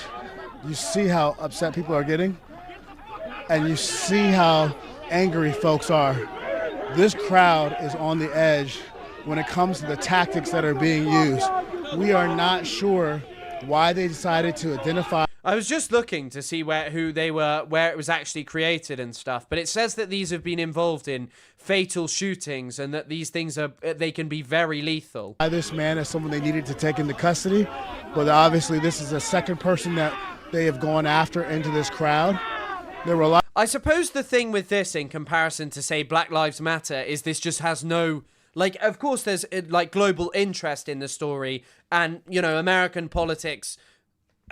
Definitely for the worse, bleed into all of our lives, but it doesn't have the same kind of like global reach as BLM. I mean, obviously this kind of like fascistic unaccountability grows in all Western governments. I can't wait until Nigel Farage makes his own ICE. And by the way, Europe is going to end up with worse things than ICE. I think that's also something that we should all be bearing in mind. All these people talking about remigration of people who have lived in our countries for decades, who have lived here their entire lives. How are you getting them out? Because I think that's going to require a huge amount of violence to remove people from our land. And also this distinction. I say our land. It's not our land. Of what you know what I mean. It's like I'm speaking sort of here as like a white person. I don't regard anyone as having more or less right to live here than me. I really don't give a shit. I mean, you know, certain racists, I think maybe they shouldn't get to live in the same country as me, but one would also think and hope that perhaps they could reform, but with certain people, who knows? But anything that requires that, like ICE aren't doing remigration yet. UVF, UDA, and UFF. Yeah, true. I guess that is technically my land if you talk about the United Kingdom as well, my country. However, simultaneously, you know, it's like I'm talking about this new effort towards remigration. Like this new effort to remigration is going to require something so violent and just disgusting and discriminatory that extends well beyond the capabilities that ICE possess now. But increasingly, ICE will probably use this to militarize themselves more. Because there'll be massive protests against it that won't threaten them enough, and then they'll increase their violence. A lot of women who got pushed down to the ground, which made more of the men in the crowd get upset and push back. We saw a physical confrontation where a man put two hands and shoved one of the agents in the chest. That good based made the agents respond with more force. And as you can hear the crowd now saying shame, but at least they've stopped shooting pepper balls at this point, which really, and they're taking this man away right now. So as you see this, they've actually asked for now they're pushing again. This is really, they're firing more pepper balls. So as you see that smoke coming back our direction, I got you, Effie. I have my arm around our photographer here because this crowd is shifting on this ice. There's a lot of pushing and shoving and people are very angry. We have some people opening their jackets and saying, shoot me here, shoot me here. And that now they're pulling back the man they arrested. Yeah, I listened to the TrueAnon thing, and they mentioned how many things had happened specifically on the when was the capture of Maduro? Was it the 6th? No, the 4th. It was the 4th. That was literally the day they captured Noriega. All those years before, and it wasn't just that. Why are you portraying getting arrested as a bad thing? If you get arrested, it means you get to be around police officers, and we know cops are God. Great point, actually. You get to spend more time around the police. That is brilliant. In this direction over here, falling back to the gate that we talked about before. They also have bear spray as well that they're using. Look at this right here. They're going after someone else. So you can feel the anger of this crowd. People want... Do they actually think they could bring the energy to places like Enns or Birmingham? Where's Enns? Are you getting me to say the Enns? Like, I feel inappropriate saying that. It's like a posh white boy.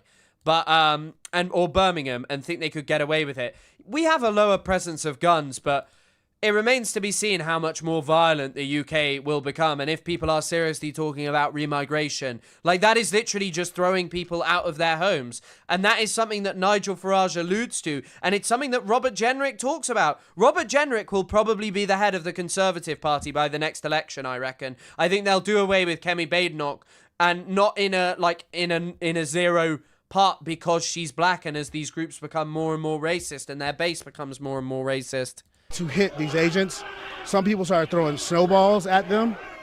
This agent obviously fell. Like, this isn't right. Yeah, so we saw... I love also this hyperfixation on masking and hiding your face at protests. Like, why wouldn't you? You're deploying, like, surveillance technology and all of this stuff with the specific goal of surveilling and preventing dissent. People should be allowed to cover their faces. Not even... But not... The people who should not be allowed to and who should be your actual focus are the government agents doing it? At yesterday's incident, and then in the aftermath, and it was an interesting split screen as the press conference was going on with Jacob Frey and the police chief saying that they were peacefully protesting, and at the same time we are seeing on the left side of the screen that they were attacking ICE, breaking windows, and... Oh no, how not peaceful? ICE killed someone yesterday, but the people who aren't peaceful are actually the ones protesting and attacking, like, vaguely harming ICE agents who are in full body armor. Again, close to rioting. They are aware of the fact that they're on camera. They want to stay anonymous. There is, I'm sure... Enjoy the nap, Violas. All kinds of Antifa elements in there. That's not, you don't have to be Sherlock Holmes to figure that one out. What I would say is this one, though. It is... a theme here that if in fact they take the arrest and you publish, put out in any way, shape, or form on the internet or on the cover of a newspaper, the mugshot, they lose their minds, all right, because they don't want their identities public and have it known what they're doing. So to me, it's cowardly, all right? If you're going to do this and you're going to have supposedly the courage of your convictions, and so what happens? They've sued. And when I say they, I mean these progressive groups, many of them are violent activists. They've sued to make sure that their mugshots don't ever... But, like, also, they will have developed crowd control techniques, and they will be using crowd control techniques developed by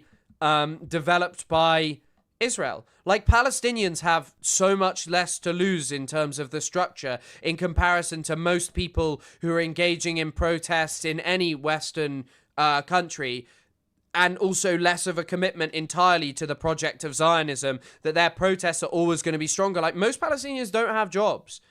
And so that's always going to be something that makes your protesting harder when your economic conditions are just, like, awful, bleak, terrible. And so, like, Israel develops the best techniques for repressing protests because they've faced major non-violent, militant, all different kinds of resistance, you know? Get out there. I just want to point out that now some of these officers, law enforcement, ICE, also have their faces covered. And that's for a different reason, so that... Go ahead, explain. So they don't get doxxed, which, of course, we've seen numerous times. And, in fact, we had an incident in Texas where a DOJ member was in fact getting the identities and getting them out there and letting people know. So yeah, the activist groups want to get to these ICE agents. Amazing. So the government can have people's faces, but activist groups can't have the faces of the people who just murdered someone in the street. However they can. I forget that the protesters are actually the really violent major problem, you know? Ah, I see. I'm just kind of looking to see what there is vis-a-vis the protests in Minneapolis and what's going on. And I wonder whether they'll spread across America. Remains to be seen. There was a video of someone burning an American flag, which we'll look at shortly.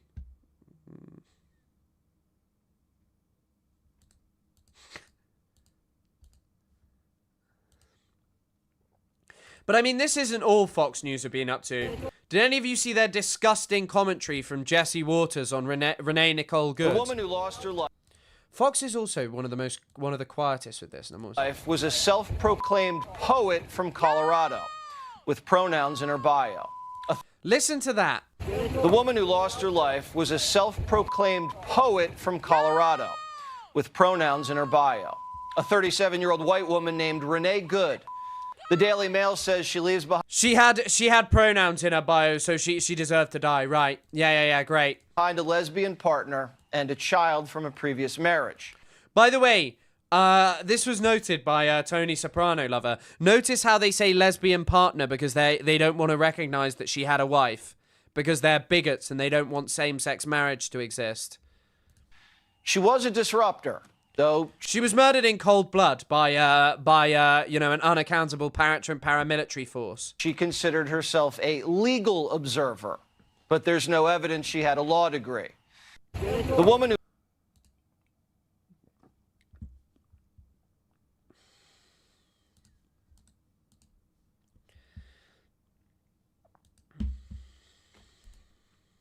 Where's this? Oh yeah, Renee's former teacher tweeted about her. Renee was one of... This is like, I guess, a nice thing to sort of remember. Renee was one of my students years ago. I held her baby. She was kind and talented, a working-class mum who put herself through school despite circumstances that would have crumpled the pathetic rich boy politicians who sadistically abetted her murder. God damn them all. It is just tragic, you know. And the same guy, Jesse Waters there, a genuinely pathetic bigot who's mocking her because she had her pronouns in her bio.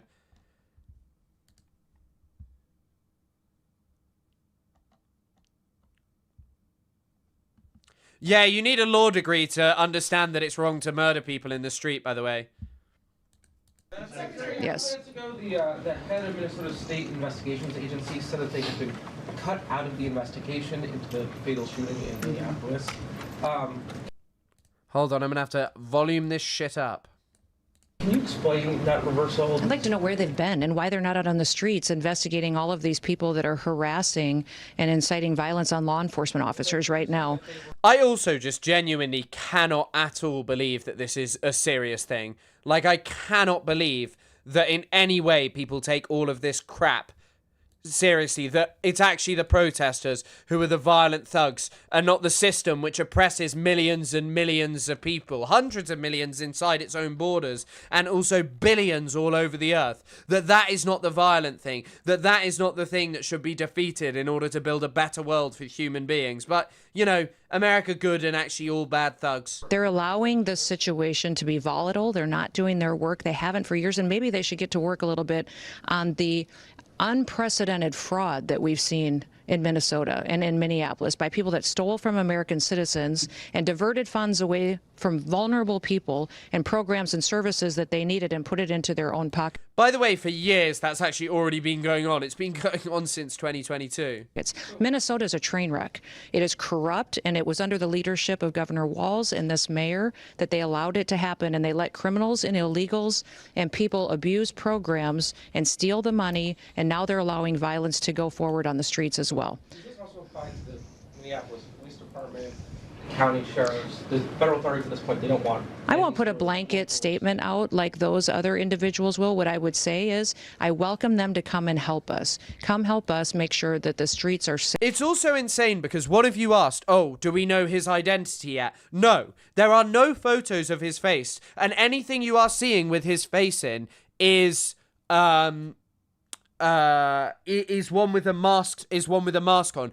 And by the way, just like, these are the same people, the ones mocking her for her pronouns, justifying her murder. These are the same people that wanted you fired for commenting on Charlie Kirk, a genuine degenerate racist, like commenting on a guy, like saying anything that's a joke about him. Safe, that laws are enforced, and that we can do the right thing to make sure that American citizens come first.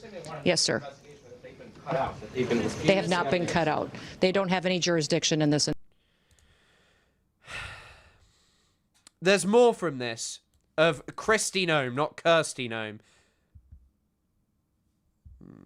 Somebody must recognize him. Yeah, somebody does, but I'm assuming that most of the people who surround him are not pleasant as well themselves. Joel, right here. Yes.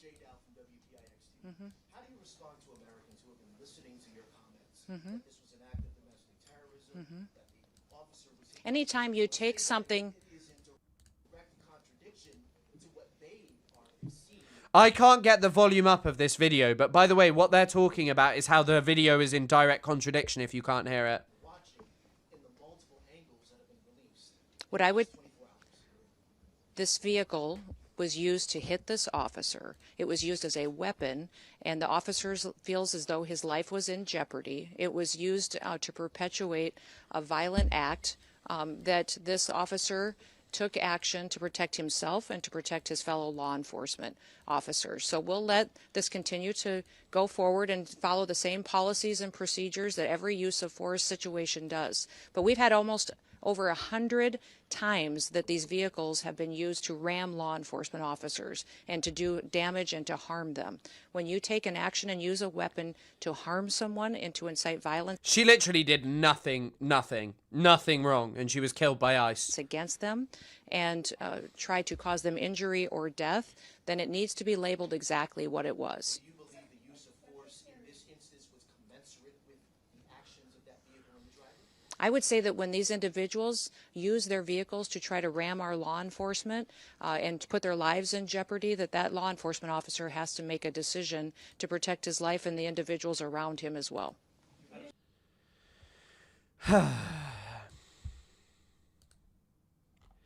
She's gonna get the officer's gonna get away with it as well. And someone who said, oh, they want Trump to escalate it. Yeah, they do. They do want it to.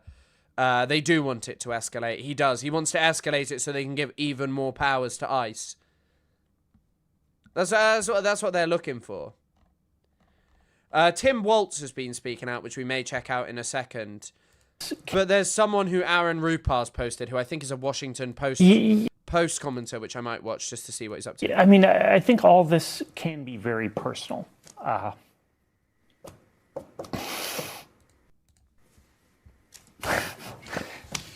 Look what you did to me, Chris. I have a 6-year-old, and live TV, great. Who, by the way, I've met is super cool. Seeing the image of those stuffed animals in the glove compartment of her car, really emotional for me. And I take away from this is great. What I take away from this is, for me, that's the thing that stands out. That this was a family that could have been like mine. And there are a lot of situations, a lot of incidents that have involved ICE, have involved the government over the course of the past 13 months, in which there is resonance for other families in similar ways. And for me, it's hard to think about that family being affected in this way. And I know that... Yeah, a lot of these people just refuse to have empathy for Palestinians. It is still tragic, and I think I think you should have empathy, but just mainstream media's lack of empathy for Palestinians. I don't know the slot of MS now that this is on. There are lots of other people affected in that way, and I think it's important for us to remember the way in which we respond to these things, because that's the humanity, and that's, I think, fundamental to what America is understanding that all of us can be in these situations, and all of us should be able to... Yeah, even if he's found guilty, Trump will pardon him. Oh, the reason Trump will pardon him as well is because if he's found guilty, there'll be a huge GoFundMe that says it's a left-wing assassination of him, and that basically what should happen is that, oh, he should be set free and blah, blah, blah. And so basically what will end up happening is that he'll spend all his GoFundMe money on a pardon from Trump. Avoid them, particularly when they're so unnecessary as the shooting yesterday was. And how do we become part of the solution? A 6-year-old boy has neither a father nor a mother today. Philip Bump, thank you for that, for reminding us all something very important. And we'll be right back. Let's see what Waltz has got to say about all of this. Justice. To get justice. Checks and balances. Basic idea, the center of the formation of our country. It's the only... Justice. Checks and balances. Basic idea, the center of the formation of our country. It's the only measure that protects us from the abuse of government or federal overreach or tyrannical government. Yesterday, the Minnesota Bureau of Criminal Apprehension, the BCA, spent the day yesterday attempting to get that accountability. We have learned that the Trump administration has now denied the state that ability to participate in the investigation. And I just want to make this as clear as possible to everyone. Minnesota must be part of this investigation. Yeah, there isn't a real, major immigration problem in the UK, realistically. It's just there's a lot of people who kick up a fuss about racism. And the kids, Renee Good's former husband, I don't know about, fully about her life, I think passed away a few years ago, so their kid is now, an orphan. These are non-partisan career professionals that have spent years building the trust of the community. There's a okay, I'm not listening to Tim Waltz. I mean, it's really hard to hear from like odious people who was happy to be around the Biden administration. I saw okay, wait, I'll listen to this. We believe that the situation has gotten worse and less safe because of their presence. And I will just say there were 2 incidents yesterday I saw after this that just tore at my soul. I saw an individual at the scene identify themselves as medical personnel, a physician, and asked to provide aid. And an ICE agent said, "I do not care." That lack of humanity was chilling to me. And after this incident happened, and after the tensions rose, ICE agent... She has a wife. You're just erasing her. True. Yeah. Okay. Yeah, that is true. You're right. She has her kid has a has like a stepmother. Technically, yes, a stepmother. And the only thing I had heard though was the grandparent. Maybe that was fake. That the grandparent had used the term orphan. I don't know. But you're right. Entered a Minnesota school, causing disruptions at that school. I can't say this strongly enough as governor, as a parent, as a teacher, to our elected representatives, Democrats and Republicans, I beg you, I implore you to tell them to stay out of our schools. This tragedy will be magnified 100-fold if this fight moves into the hallways of our public schools amongst our youth. And they're watching us. They're watching us now, how we respond. Yeah, the interpreter is great at their job, by the way. We were talking about that yesterday. They were doing very well. From conducting... is there anything stopping... Without assistance from the FBI, we would be at a loss to be able to initiate and conduct through thorough investigation.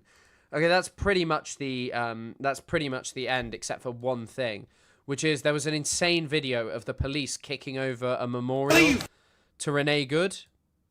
Fucking punk! That's what you're gonna fucking do? What? What?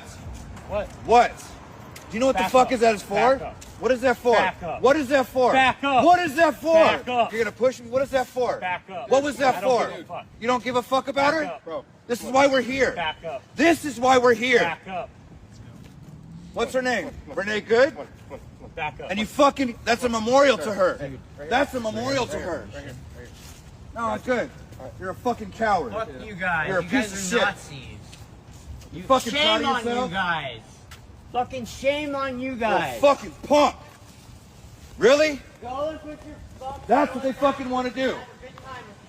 You're a little bitch. Fuck you guys. I'm that fucking badger, a coward, you little You guys cock. are going to hell. Renee Good is a mother that is standing up for our rights and was murdered. She was a Why the legal fuck? observer. Why we're here is because of cowards like you. Do you guys not realize? Indeed, definitely. Fuck ICE, but fuck the US as a whole. Fuck the US, genuinely. Asmongold was beefing Destiny as well, and no sympathy to Destiny at all, of course. But this is what Asmongold had to say. Yeah, rip Bozo. Also, kind of funny, didn't Destiny want like a major crackdown on black protesters during BLM? But here's what Asmongold had to tell us. Yeah, rip Bozo. They told her to get out of the car, and then she put it in reverse and tried to run over an officer and drive away. Comply with the police and don't try to run them over. This angle shows it better. There's no angle which, by the way, is going to show better what Asmongold is claiming. He is just someone that wants he is just someone that wants to see people he deems as inferior to him mass murdered.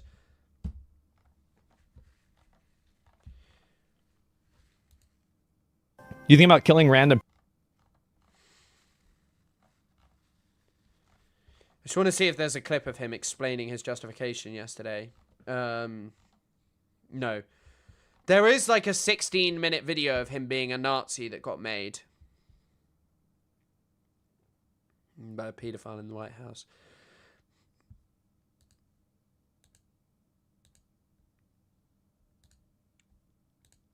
Was in his chat making him show the footage. Was he? I didn't even know he was in the chat. I know that. Like, it is crazy. You can just use your Twitch platform for just doing this kind of stuff, you know. It is also kind of funny that when it is black people, Destiny wanted them run over, and when it's Palestinians, he wants them genocided. But when it comes to something that's anti-Trump, he's like, no, I like this. I don't think it's good to kill people. Accepted reality, and that is one repugnant, odious right-wing fascism being a bunch of snowflakes. Find ice-cold murderers don't deserve any respect. Yeah. I think that's a better one, Politics. I think the other one was maybe just seen as a bit insensitive, which I think is fair enough. Yes, actually, as someone's based. How did you guys know I was shallow breathing? I mean, loads of people were pointing to... Have any of you seen this old video of Ted Cruz? No, it's not Ted Cruz. Ron DeSantis. It's Ron DeSantis. Sorry, there's so many Republican hogs, it's hard to keep track.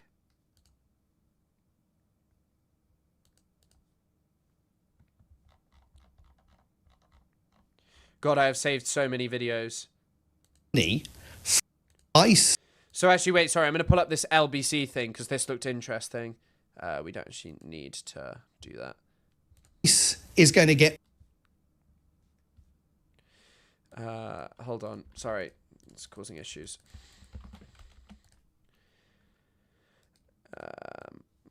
Going to get more money from the US government to finance its operations than every other state and local law enforcement agency combined. That is the power that ICE is being given, and there has been a rush... Yeah, of course, fuck LBC, but this I wanted to see what he was saying about security checks. To recruit more agents. Many of them have been offered generous signing bonuses, $20,000, $30,000, just to bring them on board. And there is copious evidence, NBC News has done a lot of work on this, to show that these men and women are in many cases not receiving basic background checks and security checks. I mean, we allegedly saw a video of some guy who was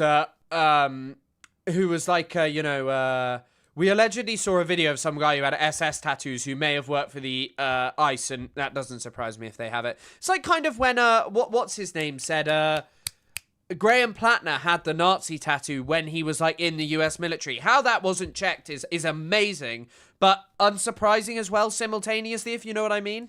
Before they go into basic training and find themselves on the streets. And if you look at what happened yesterday, that guy pulling his gun, I mean, it almost looks as though the second ICE agent right next to the car is concerned that he's about to come in the line of fire. This was chaos. ICE is going to get more money from...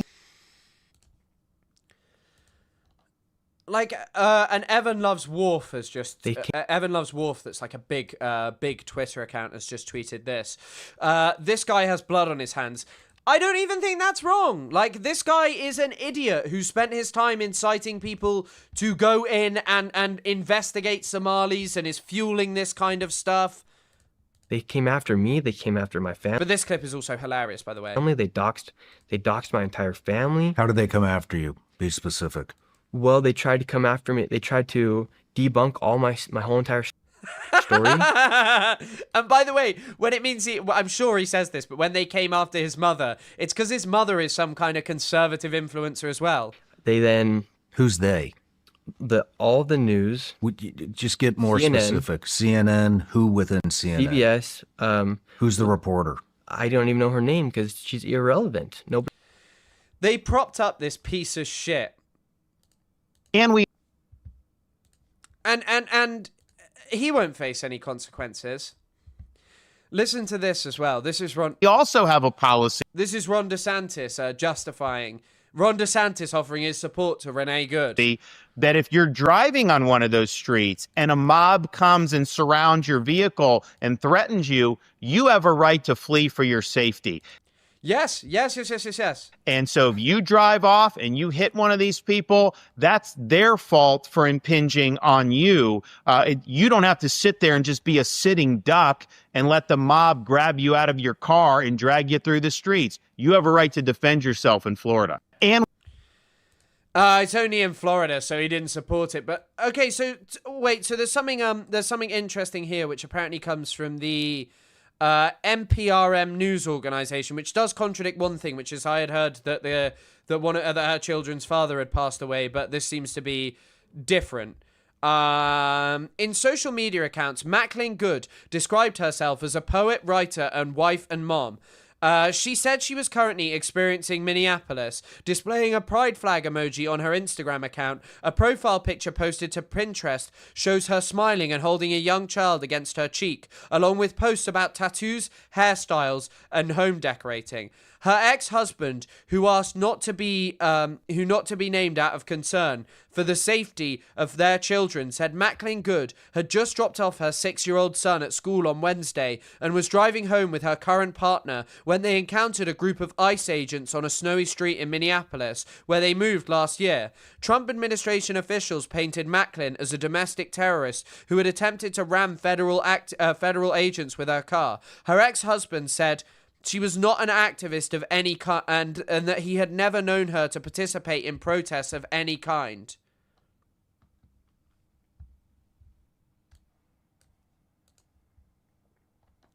Maybe this is just not, like, reliable, because I don't know. This contradicts a lot of other stuff I've said. I've seen, sorry, not said.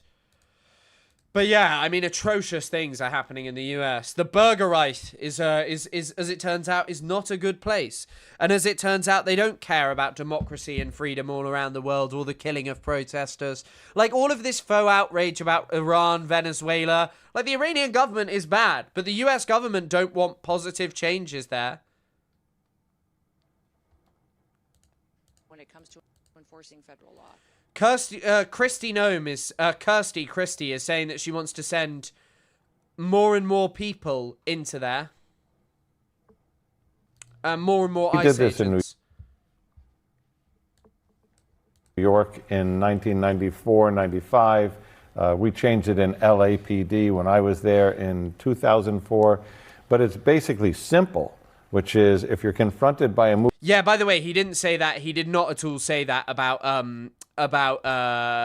Renee Good. That was when he was talking about BLM protesters or people getting in the ways of the car. Because right-wingers, by the way, love the notion of killing innocent people with your car. They made that guy into a hero, the guy who got out with his gun and, like, shot climate protesters. But, you know, God forbid you get threatened by ICE agents and try and get out. Moving vehicle that could be a threat to you, get out of the way of the vehicle and don't shoot at a car. Now, this is DHS policy. I'm reading to you from DHS policy. DHS law enforcement officers are prohibited from discharging firearms at the operator of a moving vehicle or other conveyance unless the use of deadly force of the... Basically, it says, unless it's... This appears to be black and white. Well, it does. And it also says a law enforcement officer must take into consideration the hazards that may be posed to law enforcement and innocent bystanders by an out-of-control vehicle, which we just saw the result of that. The point is, unless the person is literally either using the vehicle to ram other people in a terrorist attack, or has a car bomb, or is chasing you with the vehicle in particular, getting out of the way and reducing the tactical exigency where you're not creating a situation where you're forced to fire these shots is what most law enforcement agencies have adopted. And very clear that that's... But someone pointed this out as well. Like, black people being killed by the police and, like, minorities generally being just mass murdered by the police is such a commonplace thing, you know. And the problem is the Democrats have offered no real meaningful challenge to that. So it was there. It's missing.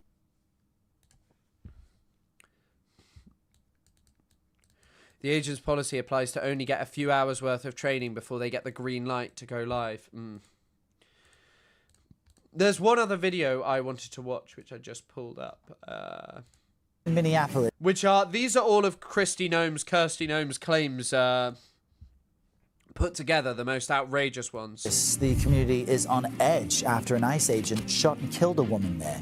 Local leaders are now calling for ICE to leave the state. City Council member Jason Chavez was on the takeout last night, and he told Major Garrett he wants to see charges for the ICE agent who opened fire. Yeah, look where it's funny as well, because Blue Lives Matter was a product of, first of all All Lives Matter that then just descended into Blue Lives and All Lives Matter. It shows ICE being untrained, unmanageable, and not being able to de-escalate a situation. With more, Nicole, from Minneapolis now with more, Nicole. Everyone seems to agree this is tragic and unfortunate, but what are you seeing? Yeah, good morning, Errol. Just a few hours ago... It's great to get the opinion of the Barry Weiss approved news. These streets were swelling with hundreds and hundreds of primarily peaceful protesters and vigil attendees. Now, in the last year alone, the Minneapolis area has witnessed a political assassination and a church shooting. Now residents here are faced with yet another trauma. A federal immigration agent fatally shot a woman in her car less than a mile away from where George Floyd was killed in 2020. That's actually wild. The victim was found with hundreds. Sorry, I'm just skipping that. Of demonstrators flooded the scene in response. And chaos erupted as people clashed with law enforcement. Look at that guy just so nonchalantly spraying people with chemicals. And chaos erupted as people clashed with law enforcement who fired tear gas into the crowds packed along icy streets. We were chasing ICE out. They launched like 4 or 5 canisters. A bunch of people got gas. As federal and state investigators examined the deadly use of force and whether it was warranted. She then proceeded to weaponize her vehicle, and she attempted to run a law enforcement officer over. Homeland Security. I love also that the only thing that prevented all of this stuff coming, that pushed all of this stuff to come out was just because people filmed it. Secretary Kristi Noem claimed the driver had been, quote, stalking agents all day and had perpetrated, quote, an act of domestic terrorism. It's very clear that this individual was harassing and impeding law enforcement operations. Our officer followed his training, did exactly what he's been taught to do in that situation, and took actions to defend himself. Minneapolis Mayor Jacob Frey had some choice words for the Trump administration's self-defense argument. Having seen the video of myself, I want to tell everybody directly, that is bull. And he aimed this explicit order at federal immigration agents. Get the out of Minneapolis. We do not want... It's also insane that they can show you a video of someone being shot, but they still need to bleep out the F word and the S word. Fucking shit. Your stated reason for being in this city is to create some kind of safety, and you are doing exactly the opposite. And if they don't pull out, more is going to happen. We spoke to Minneapolis residents Lynette Rainey Grandel and Venus DeMars, who witnessed the deadly incident Wednesday. And took this video of this a tipping point. We just watched a murder by our government. This is America. Is this going to be our America now? DHS Secretary Kristi Noem said yesterday that the agent involved in this incident had been part of a separate vehicle ramming last year. Now, oh my God, so it is true. This guy was involved in a vehicle ramming so he could murder someone else. What a despicable... added that he was struck by the car, treated for his injuries at an area hospital, and then released. Now, a review of DHS's... If you keep getting struck by cars and murdering people, I think you might be the problem. And yeah, this has always been America. Policy shows that firearms can't be discharged in order to demobilize or disable, rather, a moving vehicle unless the vehicle is being operated in a manner that poses an imminent threat. I have been on the ground here for several days. No, he killed someone else in a vehicle ramming, I believe, or was involved in one. Now, Earl, and even before this shooting happened... Hold on, let me pull it up. Hassan posted it. Speaking with federal law enforcement and Minneapolis residents here, they have called these streets a tinderbox.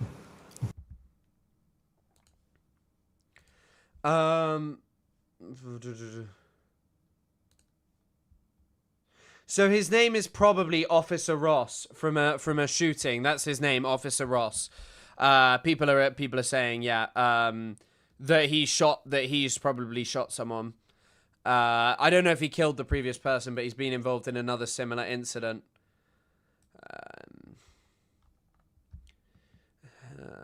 He was hit by a vehicle. Okay, he was hit by a vehicle. I see. He didn't kill someone, though. The cops are going around not arresting the ICE agent and instead attacking protesters, demanding justice, calling that a tinderbox. Yeah, 100%. 100%. But this is the Barry Weiss-approved media. No criticism of Israel and parroting the exact line of the US government.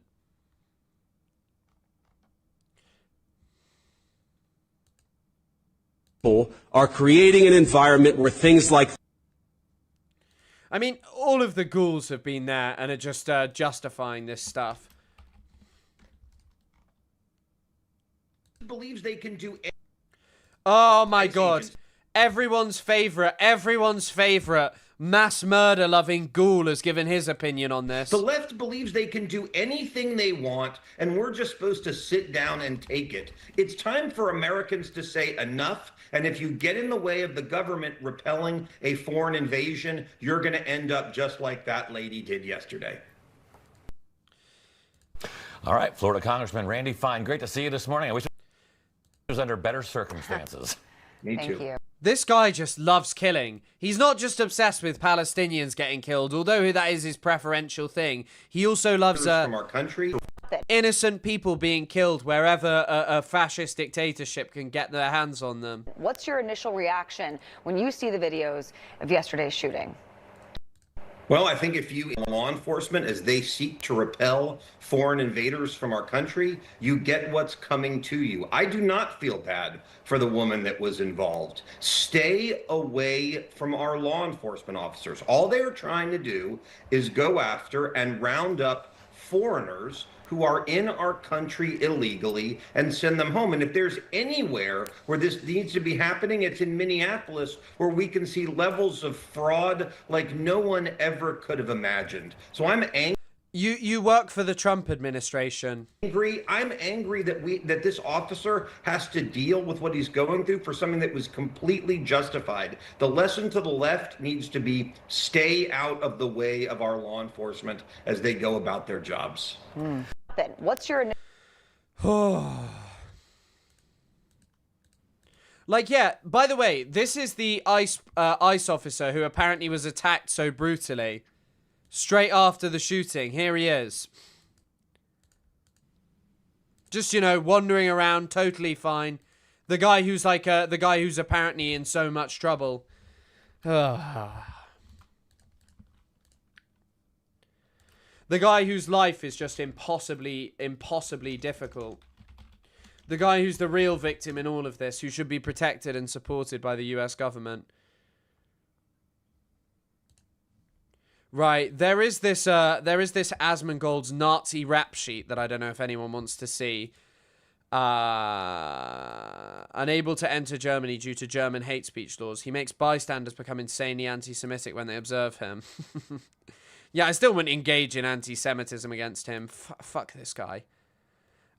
Genuinely fuck those guys. None of those statements are true. Yeah, none of these statements are true. Hi, Chris. As a Mexican/Nicaraguan American from the fascist state of America, sorry for the imperialism, but at least we're imploding. Hope the rest of the world can decentralize the USA. Yeah, I mean, part of me hopes that, but like, as Ilan always pointed out in the case of Israel, these kind of like fascistic empires tend to burn the brightest as they reach their end. Like, I think the US is clawing out at the world and will become increasingly protectionist and increasingly violent inside its own borders and to the countries that surround it, unfortunately, as it becomes weaker and weaker. And I think that that is a horrifying prospect after, you know, it's not like it's really been good previously, but yeah.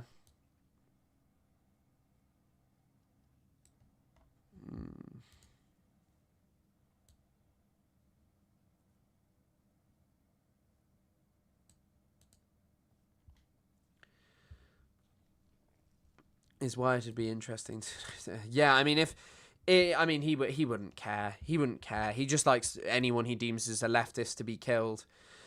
Imperialism is the final stage of capitalism, after all. Late stage capitalism is just fascism. I mean, increasingly, like, powerful surveillance tools. I've noticed acquaintances posting his Zionist propaganda recently. He seems to be gaining traction amongst Charlie. Nate Friedman. I've never heard Nate Friedman. No.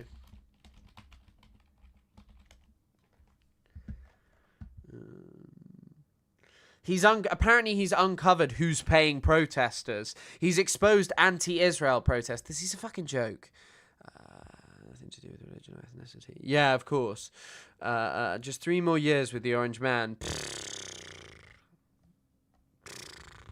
I don't know if it is. It is 3 more years. And Evelyn, I mean, fascism is imperialism turned inwards. In some ways, yes, but also fascists have notoriously been engaged in expanding their empires into other spaces. There is always a next stage. This is not imperialism, it is extremism. I mean, yes, the US government is increasingly extreme.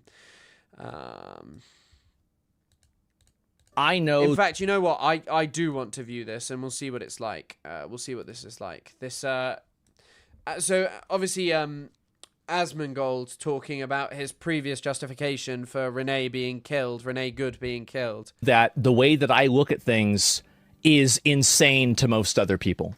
I'm fully aware of this. I know this. And my argumentation and the way that I see things is just totally wrong in the eyes of most people.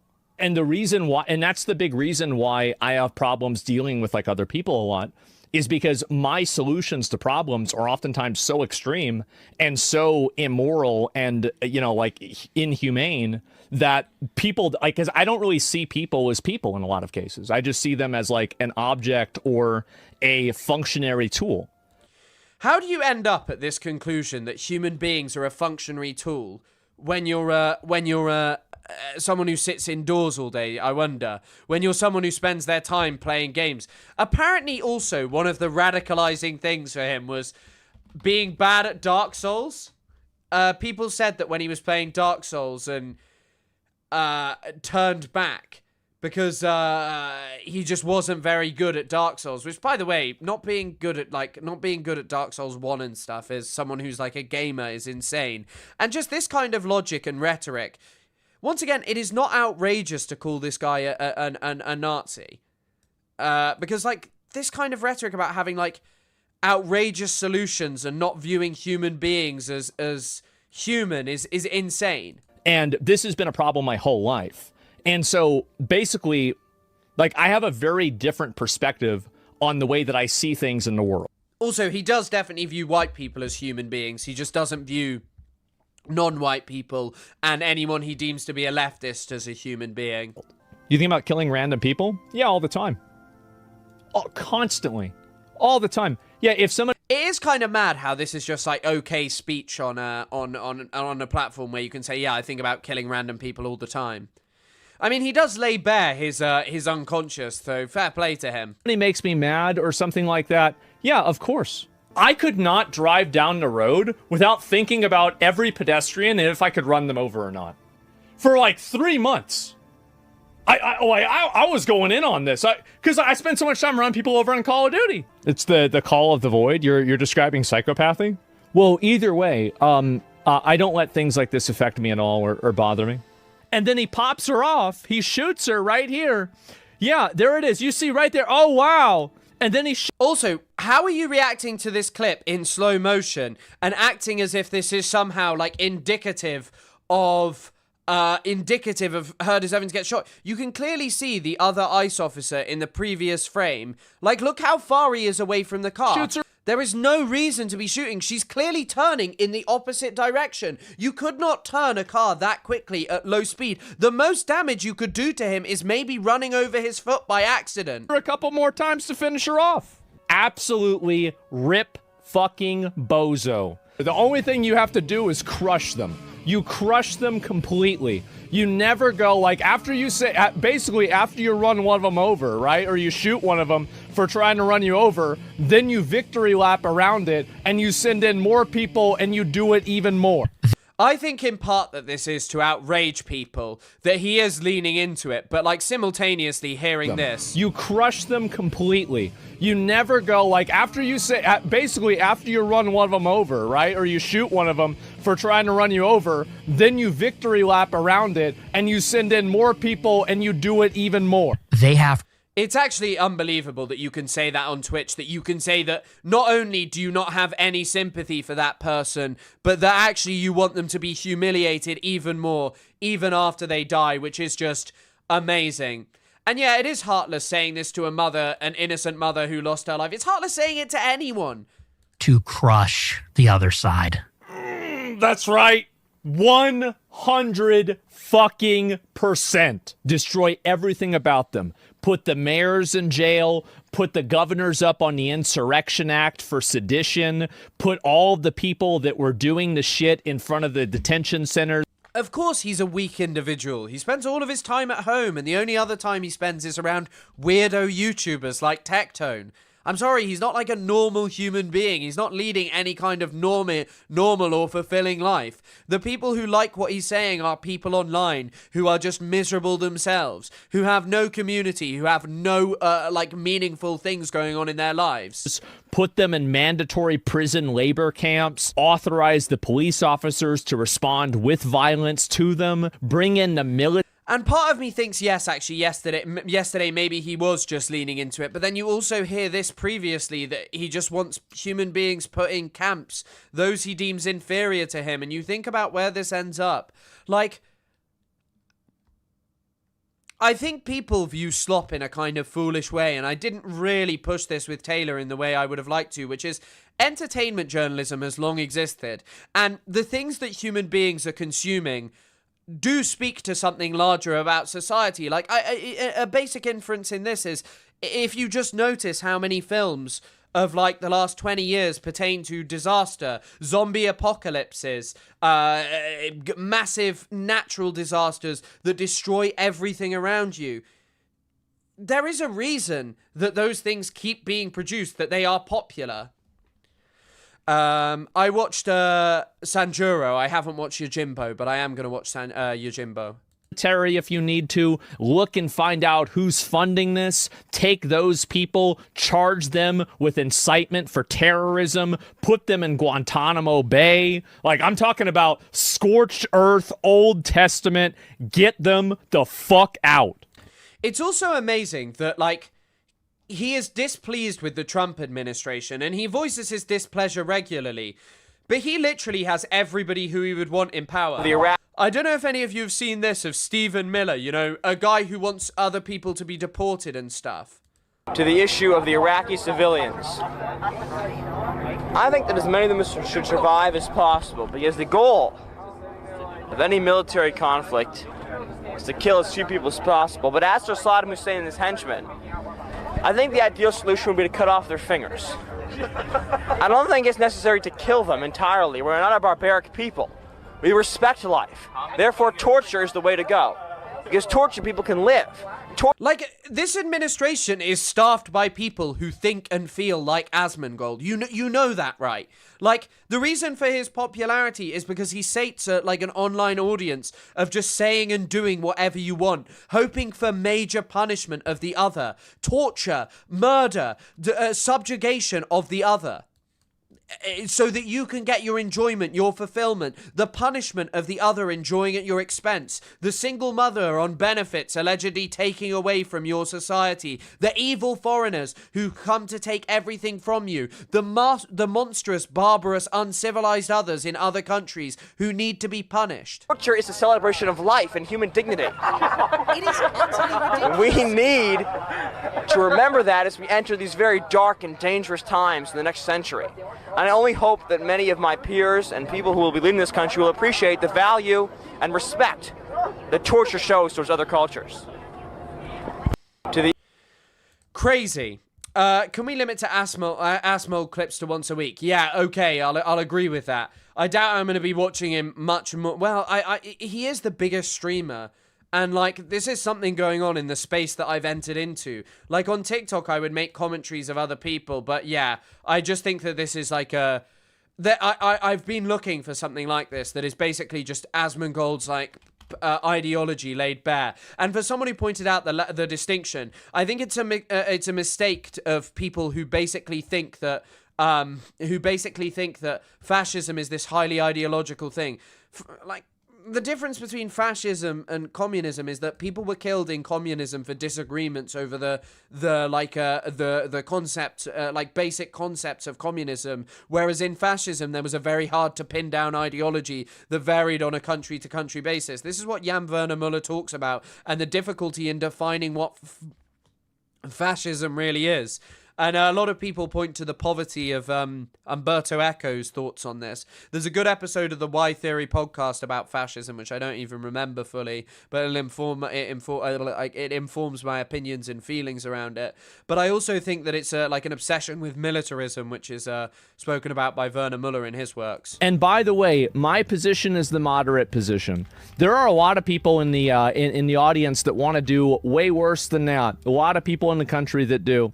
Yeah, 1 hour ago, 1,000 comments. Oh, people are crying about this. They're getting mad. Centrist, by the way, this is the centrist position. And you're going to cry about this. You're going to bitch about this. But you've got 3 more fucking years of it. And you know what else? Whenever the next election comes around, I and a lot of other people are going to vote for somebody who is even more extreme than Trump. Because... And also, at least he lays this bare, that... that anyone who thinks that this is just about defeating Trump at one election is a fool, because you have seen that the Democrats failed to defeat him after him being indicted, after a pretty disastrous first administration that did not achieve the desires of what he wanted, and he took it to even more extreme levels. But make no mistake, the people that come after him will get even more extreme. I don't think Trump's doing enough. I do believe everything that I said, and I think that he should go even farther than that. So we got a guy, we got somebody on Twitter saying that I would rationalize gas chambers for people. Bro, take your meds. So we going straight to the Holocaust. Oh my God. I'm not going to cry a fucking river when people who have genocide that's baked into their laws are getting genocided. I don't get... It's crazy that that resulted in a 2-week ban, and that people somehow think the bigger problem is like Hassan calling some Israeli settlers inbred. Some extremist settlers being called inbred is apparently the problem, and a Sabra hummus joke is apparently evil anti-Semitism. Give a fuck. They're terrible people. When this can be said and the punishment is, I don't know, a couple of weeks told off, no more Twitch for you, where it doesn't affect you because you have millions upon millions of dollars. Y'all really got to dial down this rhetoric. Like, not everything's the Holocaust. Not everybody is Hitler. They are not the same as us. They come from an inferior culture, and it is directly antithetical to everything Western values stand for. And once again, but this kind of ideology has been leading to mass slaughter of people deemed inferior by colonial empires for centuries. Centuries. But apparently the problem is actually, the problem is actually that people are mean and rude to Israelis. That's actually the problem. The people carrying out mass killings, them being subjected to a bit of a you aren't particularly kind people after doing genocide are the real problem. If you're unkind to the pro-genocide people, you're the one who needs to have pieces written against you, legislation passed, and we should just think that it is normal that, left-wing governments are doing that. Because, by the way, Asmongold actually got his fantasy of, his political enemies being crushed out of the Democrats. It's just that they were crushing pro-Palestinian people, and that so many people didn't have a problem with it. And it is an inferior culture in all ways. You're making your side look like irrational, belligerent, unreasonable, psychotic extremists. They'd be doing the same thing. Oh my God. Who says that about somebody? She's always talking about the Constitution provides me with, go back to your own country and figure out your Constitution. Also, is he missing a tooth because he never brushed it? That's my boy. There it is. Oh my God. Wow. Yeah, having empathy with other human beings and not thinking that, people are inferior to you is a base level point of human beings, but it's also something that permeates the Democrat Party and a lot of mainstream Democratic politicians. They just, and figures who support them. It's just something that they're not so willing to say. Like, they're happy with Palestinians being exterminated because they deem them to be inferior, and they don't care about the mass killings of them because they're deemed to be inferior to them. Oh, see, I've been waiting on it. Why we had to wait for this for so many years? We should have been doing this right off the bat. Twitch has a terrorism problem. Twitch has an anti-Israel problem. It's so bad. Oh my God. Prove it. Yes, this is what we want to see. Yeah. Get these fucking foreigners out of our country, come in here, try to micromanage and tell us, oh, this isn't what America's about. Bitch, shut the fuck up. You just came here 5 years ago. You're going to patronize everybody else. Who the fuck are you? You're talking about trying to work in the best interests of Somalia. Get the fuck out.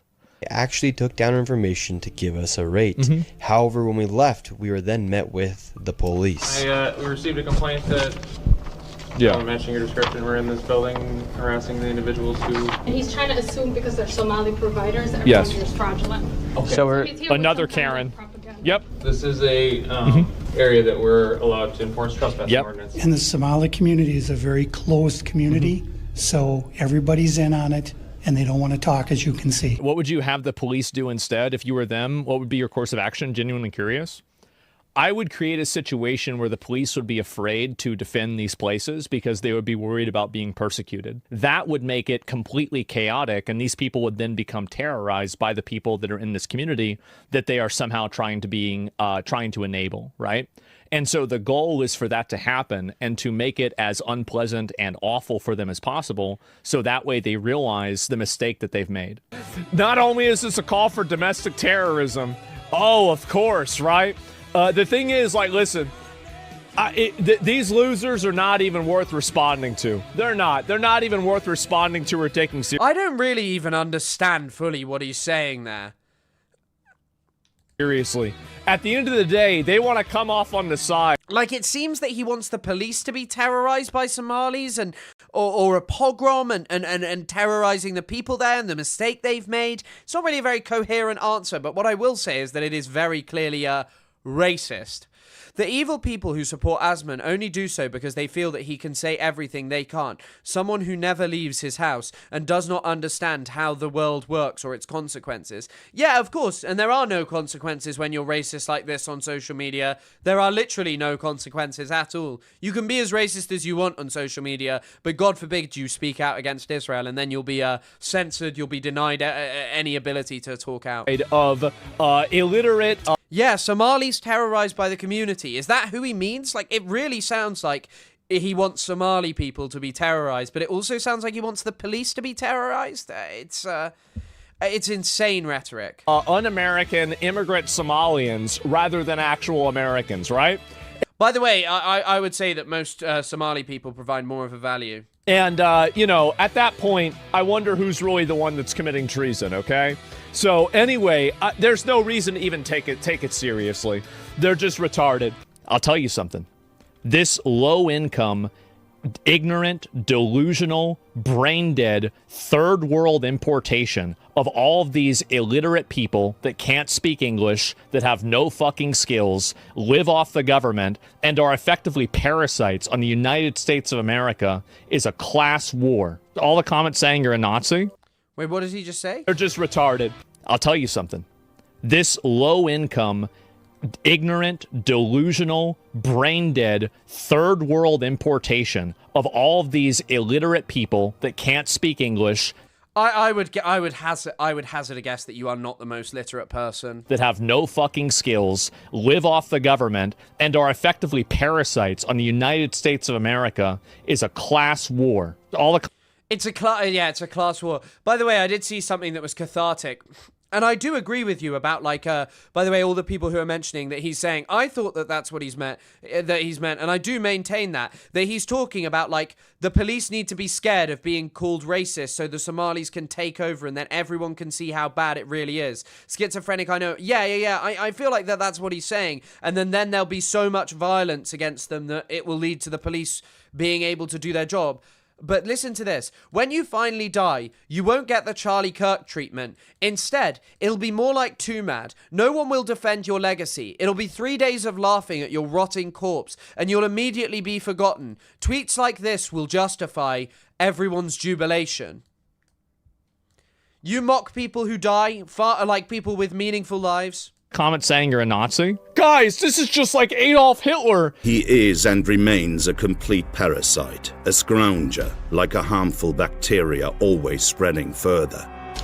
And it's just so insane to, like, support the Trump administration when already they're targeting minorities and people's lives are not improving. And every US government does that, and it exploits minorities. You know? His presence produces the effect of a parasitic plant. Wherever he settles, the people who welcome him will be wiped out eventually. Because these fucking parasites have come in from other countries. They're stealing our money. Parasites? How does it even make... What? They're parasites because they take a job? That's a... Yes, of course they are. What is a parasite? A parasite attaches itself to a host country, stay with me here. It attaches itself to a host, and then... This is literally specifically what the Nazis said about Jewish people. Parasite was one of their favorite pieces of rhetoric. Extracts nutrients, resources, and life force out of that for itself. The effect of his existence resembles also that of parasites. Where he appears, the host people die out sooner or later. You think Hitler was very fucking cool? Yes, I do. One of the... And I'm tired of pretending he's not. Well, to be honest. This is the problem, you see. It's a bit like when you just say, I'm a racist.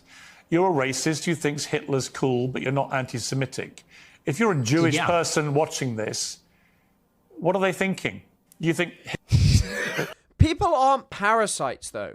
Like, immigration is a product of the world that we have created. If anything is parasitic, it is the way in which Western Empire still continues to exploit developing countries and countries that we ruled over with our colonies for decades, that have created unfair and unequal economic relations that effectively make living in specific countries implausible for very many people because there is just not economic opportunity there. That is what parasite looks like. That is what killing a society looks like.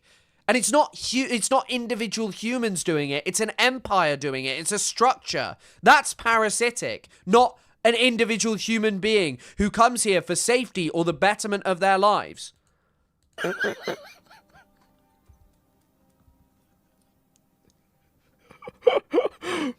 Bro. But once again, just make this realization that Asmongold has no real meaningful politics. All Asmongold has is some other to blame, to portray as enjoying at his expense. That's everything he does. The evil protester getting away with violence that people like him could never get away with, who needs to be punished so he and his sick fans can get their enjoyment. Oh.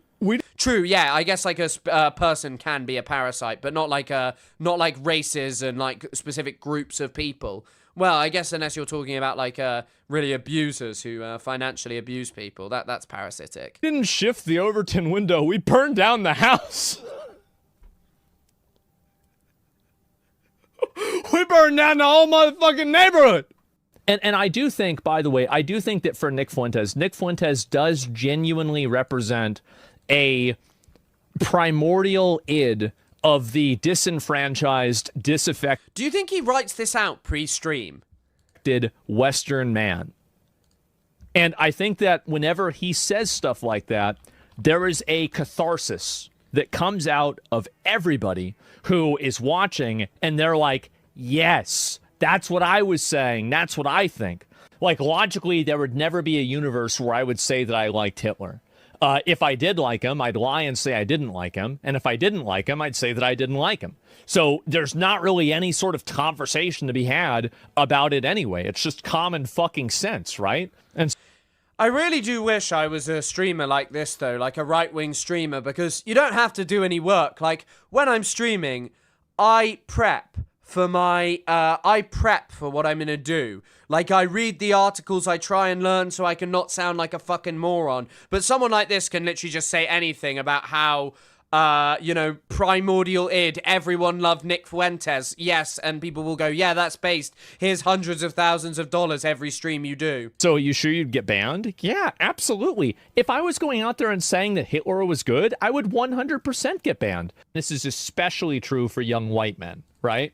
Is that they have felt that they have been disenfranchised, disadvantaged. Yeah, any person who is poor, who is not from like an upper social class, is disenfranchised. But it's not because of minority groups. And blaming them will not fix you. It will give you easy catharsis. And there have been roadblocks put up in their lives that they don't... No, Asmongold would not have been a Nazi because he wouldn't have been a very competent... He would have been a Nazi, but he wouldn't have been anywhere near the administration. Because do you think they're putting a man who looks like this, who talks like this, anywhere near anything powerful? Well, actually, you know what? No, that is a completely stupid belief because Hitler himself was a bit of a fucking idiot.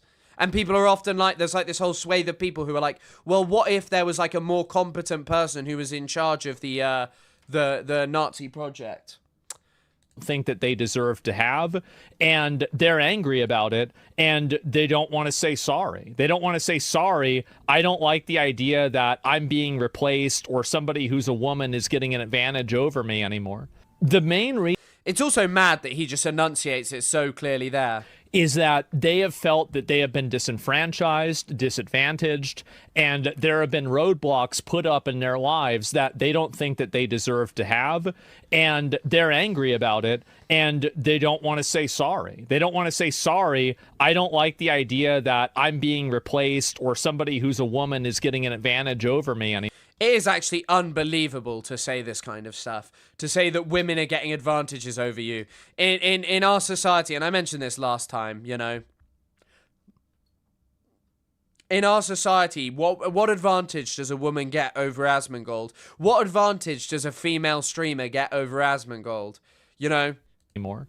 The main reason... If Asmongold was like a beautiful, like even take Hassan versus someone who's a beautiful female streamer, people don't spend their time like focusing specifically on claiming Hassan only has what he has because he's attractive. Sure, some people might mention it and some people might talk about it, but if Hassan were a woman, he would entirely be dismissed, and anything he had ever done would be dismissed on the basis of the fact that he is a pretty woman.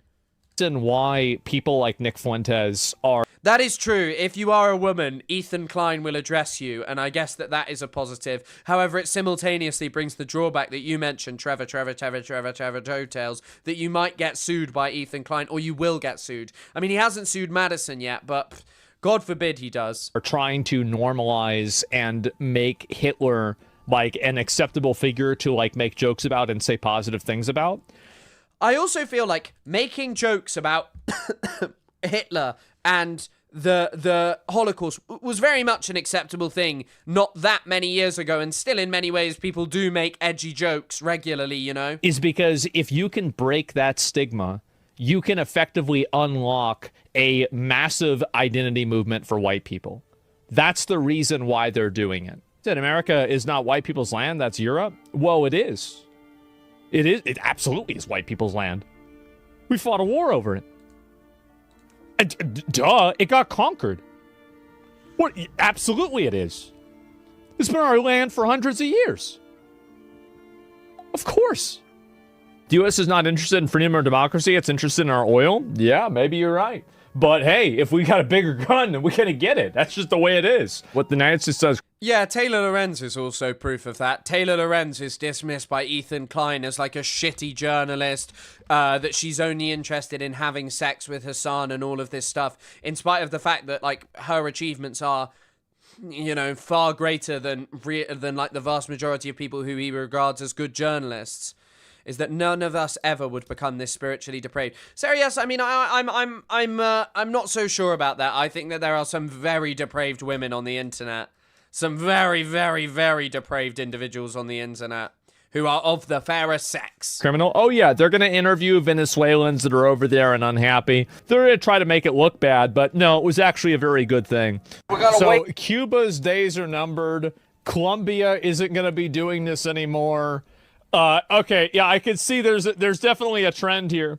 You specifically said you'd be against foreign intervention and nation building. Why have you switched positions? If we can get enough money out of the place that we're intervening in, and we can affect... This is once again just like 100% proof that he doesn't bother thinking or like feeling any way about what he does. His entire politics is just blaming another. And this is always what I mean, by the way. The left has to find some kind of enjoyable politics. It's not about finding like a leftist Joe Rogan. It's about finding something that is enjoyable, that can counter this. Because right now, this guy is one of the biggest streamers in the world. He doesn't know anything. He doesn't say anything particularly interesting. All he does is just blame others for the problems in his society. And that is appealing to many, many people because they want that catharsis, as he put it himself. They want that punishment of the evil other who they blame for the enjoyment, for taking away their enjoyment, and realize that that only keeps on getting more extreme. Make it worthwhile for us, then I'd be okay with it. Does that make sense? So it's all about whether we're making money off of it. That's my primary function, is that I think about, is this good for Americans? And even though it costs civilian lives, yeah, who gives a shit? Like, I mean, if the thing is that if you're going to do this stuff, people are going to get killed. That's what's going to happen. It's going to happen for sure. I don't think Trump is doing enough. I think he should have federalized the National Guard and sent in the military on day 2. The second that they said that they weren't going to do anything and they weren't going to help ICE, I would have sent them in on day 2. Martial law also includes a curfew.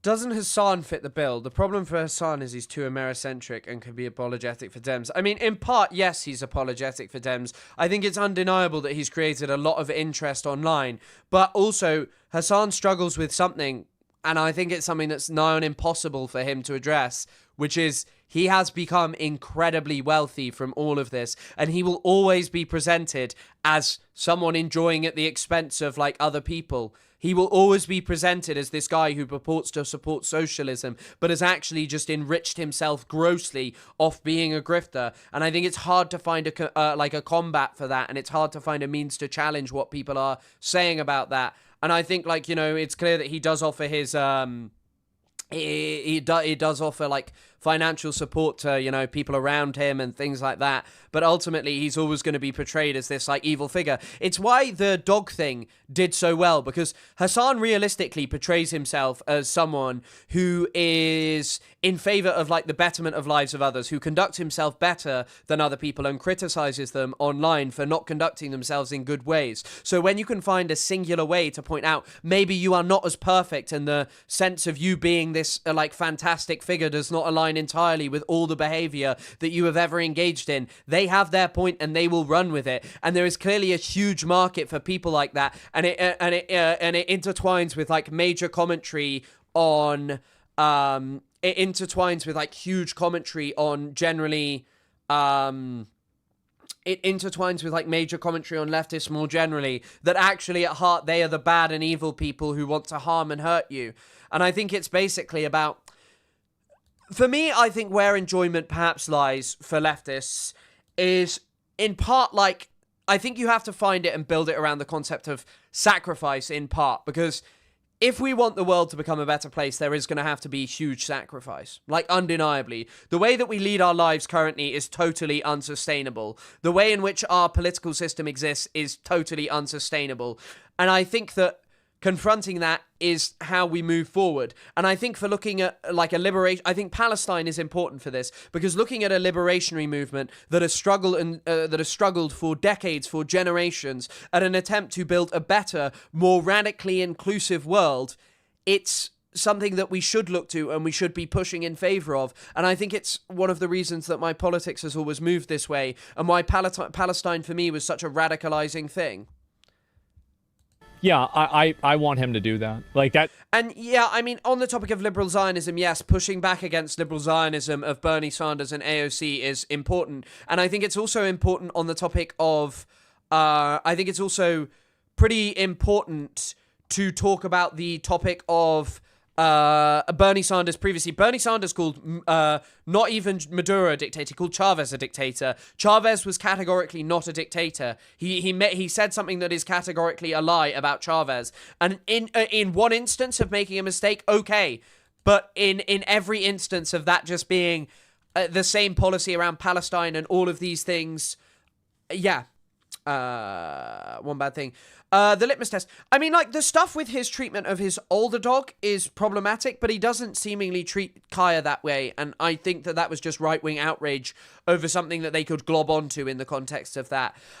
Reminder, people like Bad Empanada make fun of this for anyone who still think he's genuine and just straight off profiting off nihilistic slop. I appreciate some things Bad Empanada does. I think that the commentary on Greenland, that there is stuff to say about that. I can understand, as I spoke about yesterday, why people would be like, I think the collapse of American and Western hegemony and Europe and Western society being forced to act in a way that is radically different to the current situation, being forced into closer proximity with China and doing, like, better green-related policies is objectively a good thing, but simultaneously just sort of saying, like, yeah, invading Greenland would be good when the majority of people there are indigenous, I think is, you know, interesting. And I think that, like, it's funny because when a lot of people try and,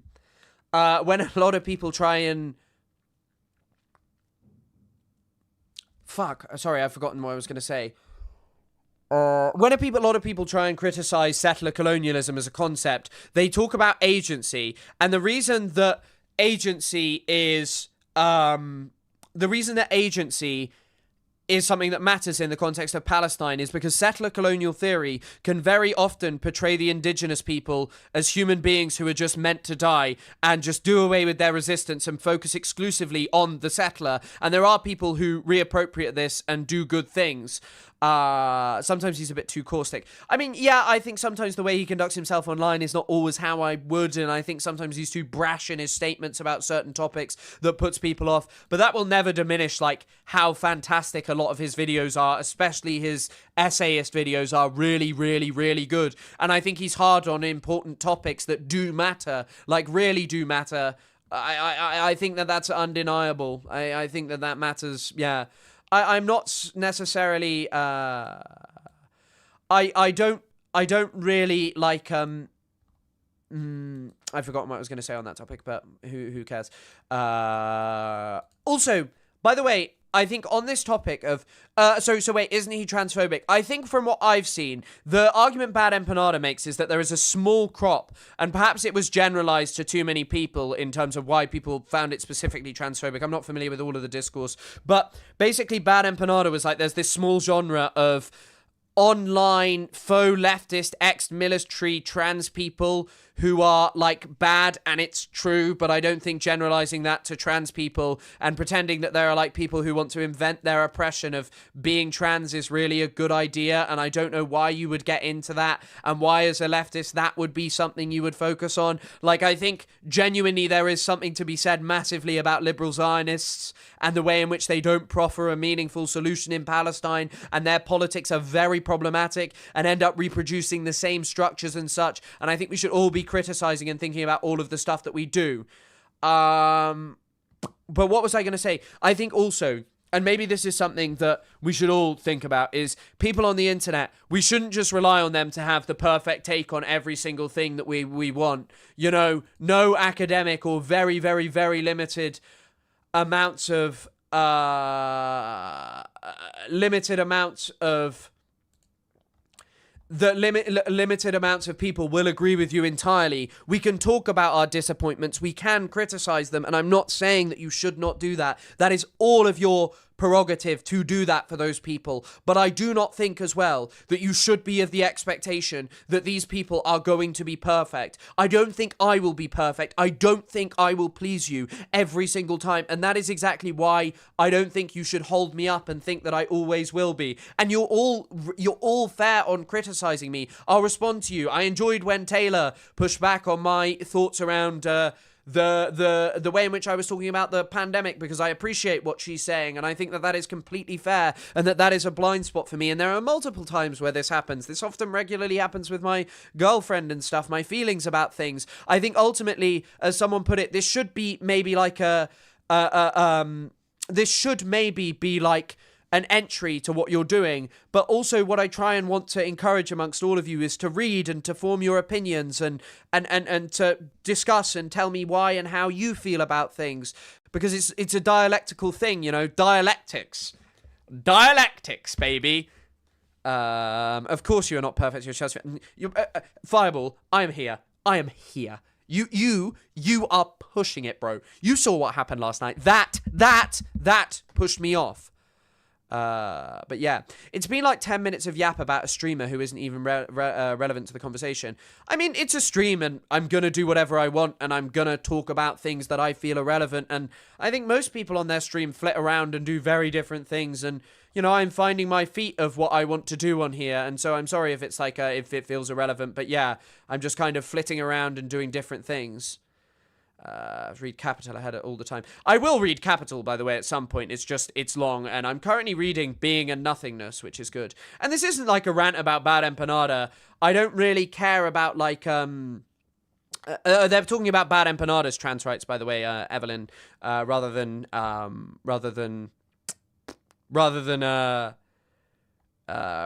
Hassan here. But yeah, I mean, for me, I think I just feel a certain type of way about all of this. And look, I think it's right to criticize and talk about discourse on the internet. But yeah, I don't know. I think it's very important that we also criticize and try and get ourselves to be better and to kind of talk about moments that I think are undeniable failures. And I think Platner for me is a blind spot, and not even a blind spot, a problem that is way larger.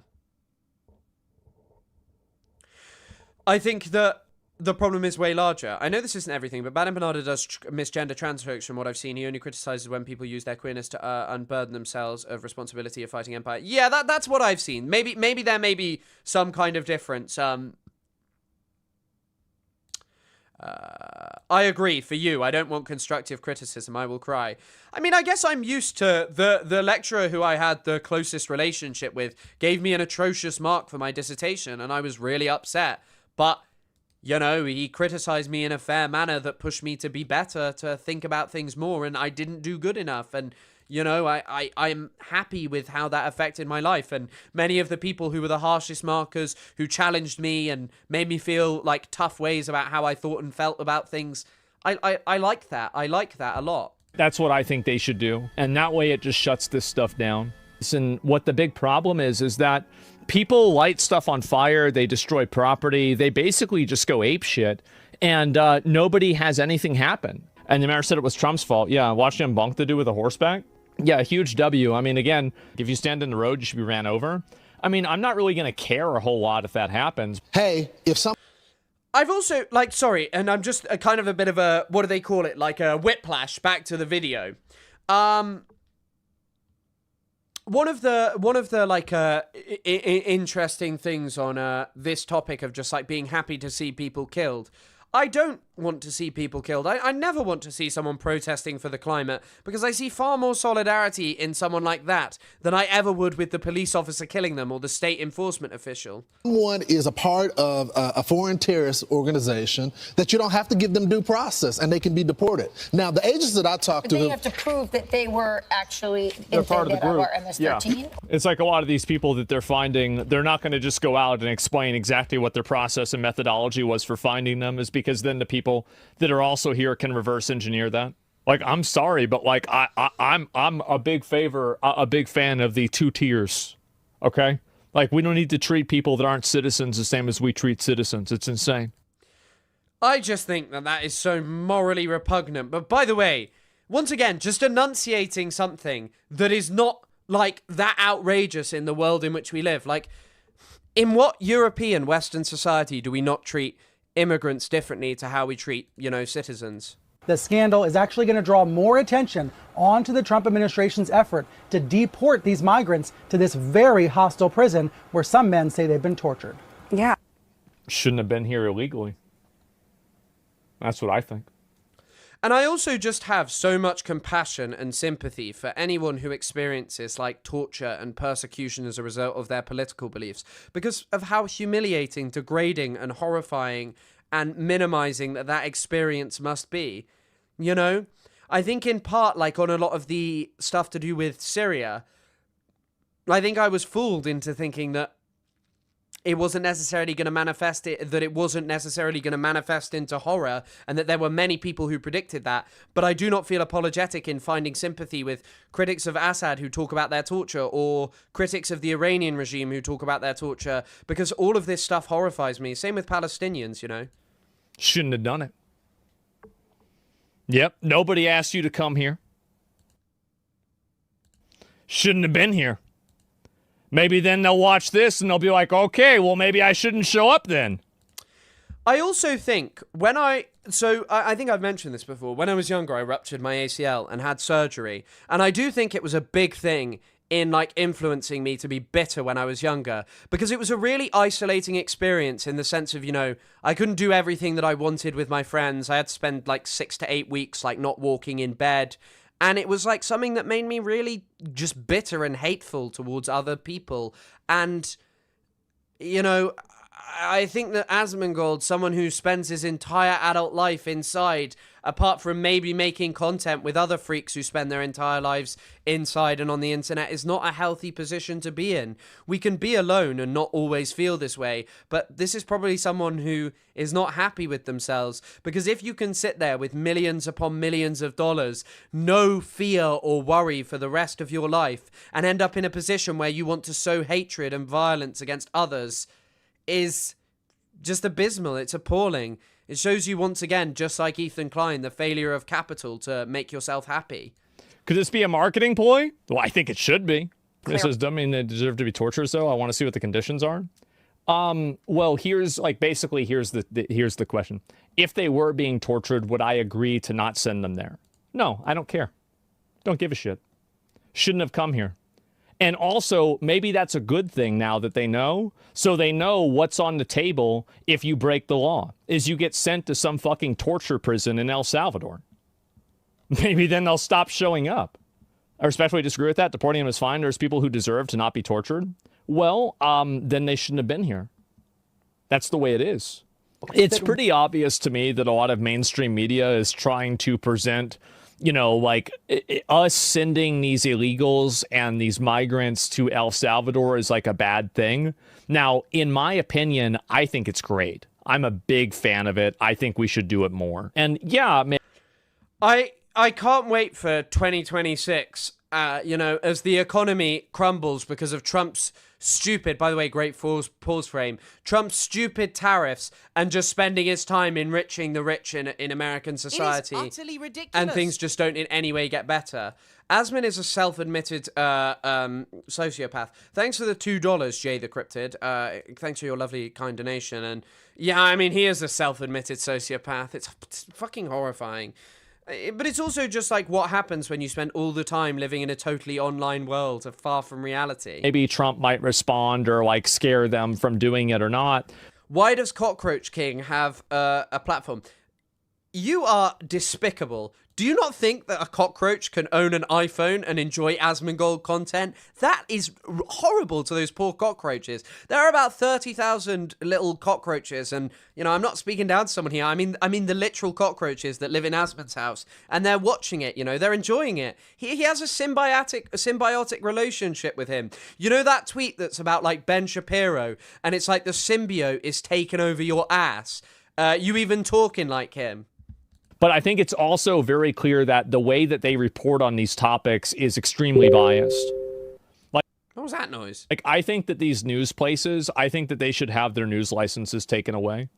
I do. And every press, tell people don't let Nazis take power. Don't ever listen to the press. The press is the enemy of the people. These international organizations like the UN and the WEF, those are also enemies of the people. The internet terrifies me in a sense, and like being an online content creator is very, very, very is very horrifying, because I think it is an isolationary experience. You aren't in an office, you aren't around other human beings, and that's a blessing in one way. But also, like, I'm not going to lie, And I am not so committed, and I think the next few months are going to be a bit of a blitz to make up because I'm going to Montreal again, not for as long this time, maybe 2-3 weeks, but you'll still get the podcast. But I'm going to go on a bit of a blitz.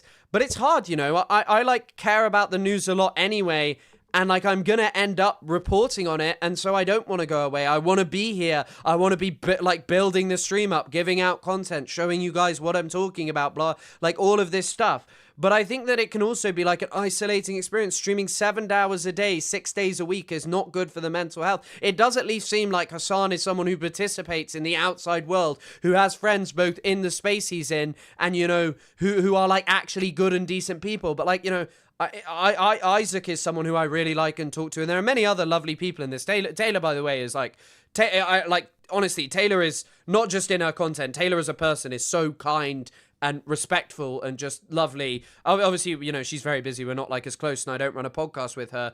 And, you know, but simultaneously, being online all the time is just bad for you. They exist purely to subvert your goals, to destroy your country, and to advance their own globalist agenda. They don't care.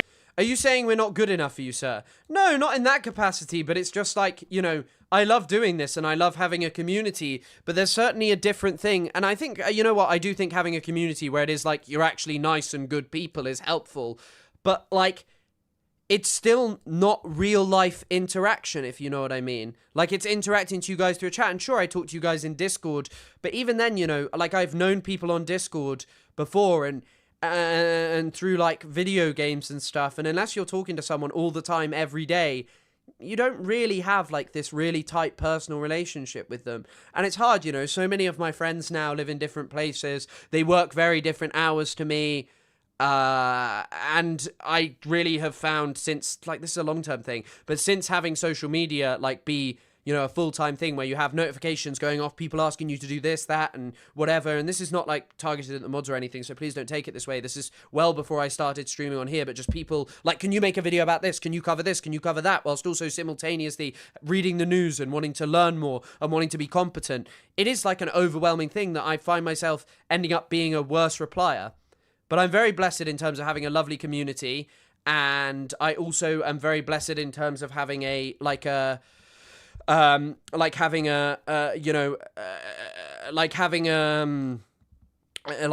a great support network and a very kind girlfriend who's very loving and makes me nice meals sometimes, like egg fried rice. Thanks for that, girlfriend, if you're watching.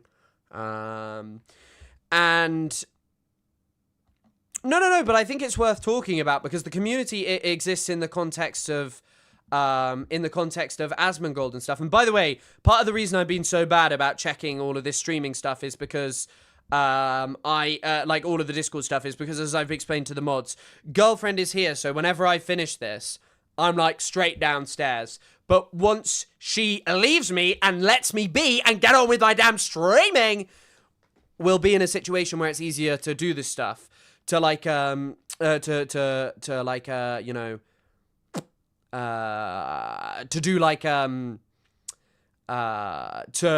like check the Discord and be better and hotter on that stuff. And I do promise that. You've all been so helpful and so incredibly kind, and I'm just I love this. And yeah, I know how fantastic the art is, and I promise I'll get better at checking it. But no, and also I think when you have like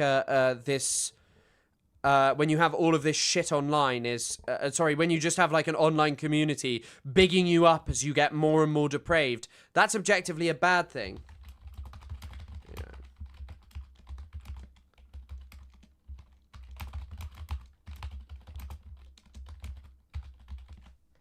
Care about France. They don't care about your culture. They don't care about your religion. They don't care about your history. They don't care about anything about you. All they care about is using you as a vehicle to advance some worldview they have.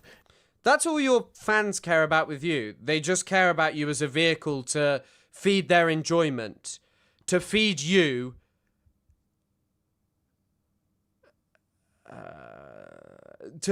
enjoyment and stuff.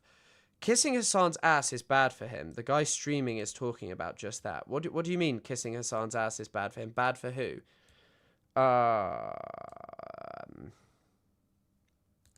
What else does she cook for you? Salmon curry, which is very good. She cooks me pea pasta, which is very good. She cooks me Afghan pasta, which I don't like. I don't like the Afghan pasta. No, I did enjoy it. Just didn't like the yogurt with it. But yeah, I just think like, sorry, I guess it's not really, actually, I don't know. If I was just becoming more and more depraved, I can see how like an audience would big you up and push you to say more and more extreme things, you know. Like, you know, you do moderate. You don't just let your unconscious speak constantly. And giving ground to your desire of just being as repugnant as possible is not like a good thing. And yes, I am a very lucky man. Her food is like, I don't even think you can appreciate how good the food is. Never listen to any of them. If it was up to me, they would all be defunded and probably just made illegal because they're effectively government organizations that are working against the people. That's it. I would never fund a single fucking cent. That's what I would do. These international organizations that want to complain about human rights have no loyalty to anything other than their ideology. They have no... It's amazing. I really love how intelligent he also thinks he is. Loyalty to any group of people. They have no loyalty to any country. They have no loyalty to any culture. I would say, just as a basis for, you know, international human rights organizations that look into human rights abuses, what I would say is very important for them is for them to be independent.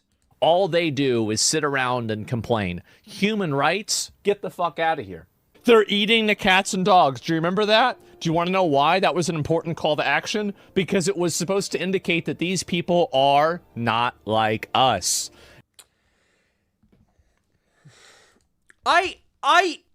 I just cannot believe what is acceptable to say if you are a right-winger. And I know I joke about my wish to actually be able to say these kind of things. Make no mistake, I have no desire to be like this guy. I have no desire to be as morally repugnant as this kind of stuff. Now, in my opinion, I'd eat a cat, I'd eat a dog.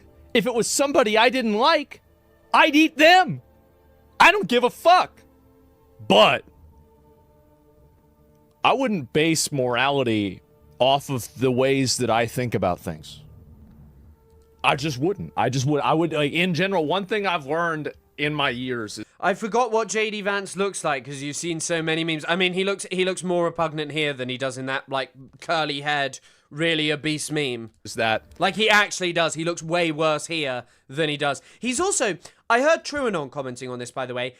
He is a really bad poster. He's not very funny, and that will work against him. I think Elon Musk is intentionally inflating him, but he's just not very funny. I have a moral compass, but it doesn't point north. I'm also amazed that... I'm also genuinely amazed that you can call someone telling you that cats and dogs are being eaten is a call to action. Spin Doctor trying to make their eating cats and dogs anything other than... I won't repeat that because some people aren't such big fans of it, but yeah. I mean, like, just deranged, I guess, would be perhaps a more important, like a more apt term, because some people aren't such a fan of, like, you know, the term using schizophrenic in that kind of way. But, I mean, it is also just deranged rambling. It is also dementia-brained bullshit, and maybe using dementia in that way, some people might say is derogatory, but I guess in the case of Trump, it is, like, categorically undeniable that that is what is going on with Donald Trump. I don't know why he well, I think he did brag about about it because, right, so the racism always occurs at, like, an area that is not of self-interest. This is in no way, like, serving his own self-interest. Like, it serves him making money and maintaining an audience of repugnant individuals, but maintaining his own self-interest of being, like, a healthy, normal human being who can actually grow his audience and, like, make friends and meet people in the space that aren't, like, Nick Fuentes, you know, a basement-dwelling guy who is... you know, maybe represses his own sexuality because he couldn't dare admit that he was a homosexual to his fans. That being your friend is bad. That is not a good thing. And it is not good for you. And like when he was sat watching the streamer awards and he wasn't there, even though, you know, he'd had such a major impact on streaming, it was kind of indicative of that. Most people don't want to surround themselves with Asmongold, you know? But that's where we call that. Okay, there's another story that I'd quite like to cover. So apparently, and this is true, there are currently major videos of protests in Tehran, like a major protests.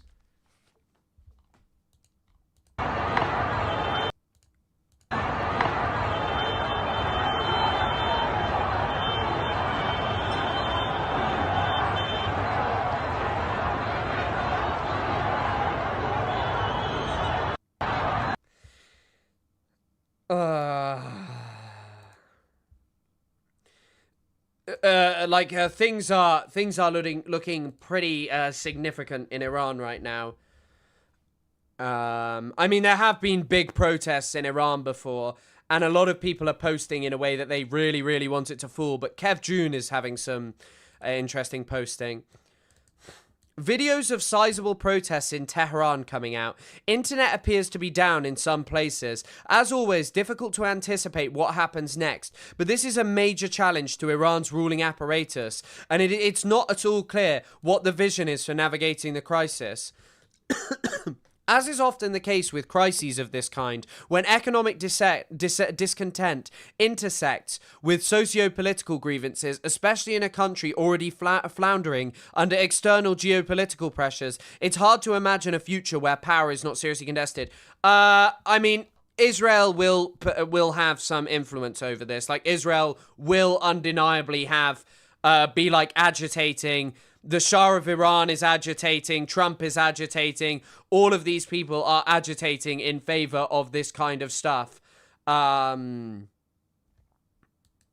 simultaneously, there is a very, very, very real discontent and anger inside Iran. Make no mistake, this is not like entirely some manufactured Mossad plot. There are economic issues in Iran that in part are provoked by sanctions, that are provoked by like a change in situation. It's terrible. It's a terrible situation for the Iranian government. Like, it subjectively is. But it may not be the breaking point. But yeah. You also have to remember that revolutions and dynastic downfalls are as Iranian as cholo kebab. Is that where we are headed? Maybe. A military coup, not out of the realm of possibilities, but enduring calm and stability are extremely unlikely. Personally, what unnerves me, and this is the reality that we have to contend with, is that at this moment, large swaths of Iranian society are heavily predisposed toward right-wing extremism and wax poetic about a free post-Islamic Republic Iran. But it will be an extremely ugly the day after. Of course, the right-wing weirdos will see this and say I'm an IRGC supporter, whom they will lynch after the revolution. And the IRGC supporters will say I'm being duped by propaganda and repeating CIA talking points. In any case, these are my takes. Long live the Iranians. What is he saying? He is saying that, like, the situation is very bad for the Islamic Republic. I've seen people like Ali Ansari. They did a Channel 4 discussion that was very good. I'd highly recommend actually checking it out, but taking it with a grain of salt and going into it and like trying to, you know, have your own perspective on it, because of course I don't agree with all of it, and neither of them actually think that this is going to be the fall of the Islamic Republic, but these are simultaneously pretty major protests, and they're a pretty difficult situation for them to address. And there are also, by the way, there are questions that the Islamic Republic is going to struggle to address for a long time. I mean, most people who view this just exclusively through the nexus of, you know, Israel, a great power stuff, probably have no idea about Lake Urmia. Lake Urmia is indicative of, like, really, really bad mismanagement by the Iranian government. Like, hold on, I'll put this on for you. Watch this video about Lake Urmia.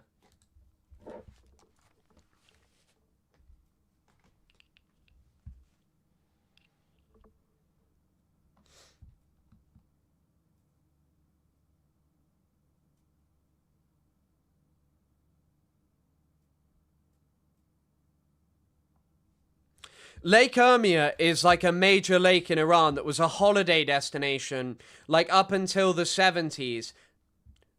These are not even Lake Urmia flamingos. One of the craziest images you'll ever see are the dead flamingos there.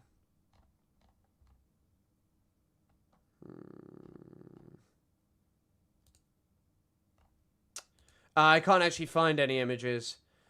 But basically, Lake Urmia is this huge lake in Iran, and through through water mismanagement, it has fully dried up.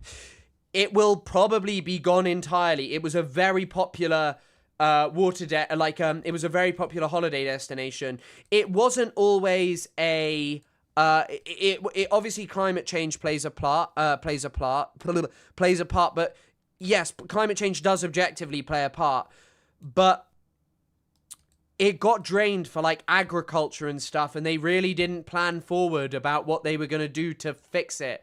Like, it's not entirely climate change. Climate change matters, but it does not boil down exclusively to climate change.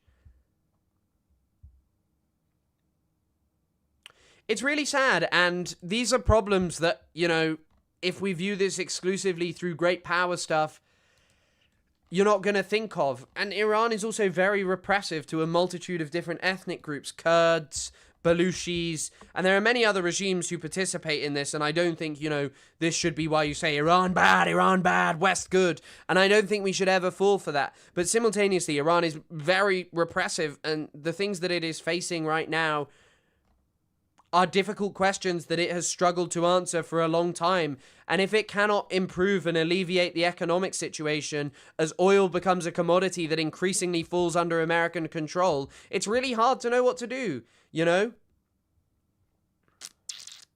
It's sad. It's sad, and the American empire continuing is not a good thing. And there's currently no, people have made this point, there's currently no real major political alternative to what's going to come after the Islamic Republic. But yeah. So who really knows what will be the next, what will be the thing that is, what's going to happen next and what will come next, and who knows? I mean, you know what? People on Twitter are predicting that the Islamic Republic will fall, and they'll tell you that these are the last days of the Islamic Republic. But I also want to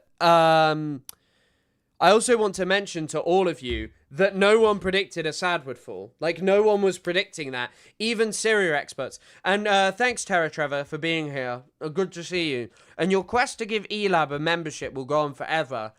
I really wish I could actually give you one, ELAB. I wish I could just do it myself, but I don't know if I can. Hold on.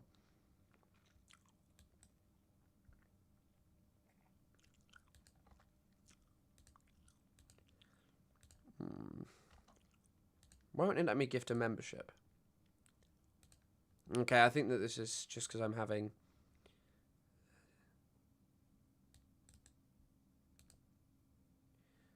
Oh, wait, I can just send you gifted memberships. It is utterly ridiculous. Enjoy. Oh, some absolute ballers getting the gifted memberships. I didn't know I could do that. Hold on. I can send 5 more. Fuck it, I'm sending 5 more. Come on, it's the casino of life. Come on, ELAB. It is utterly ridiculous. No, it's not going to ELAB. It's not going to... Oh dear. Gaming its own numbers. These ones won't go into the membership goal, by the way. I'll just send them out to members. Enjoy it. ELAB is never ever getting this. This is why you shouldn't be. Risking it. I was wondering if I could just gift a membership to if I could gift a membership to ELAB, but I can't.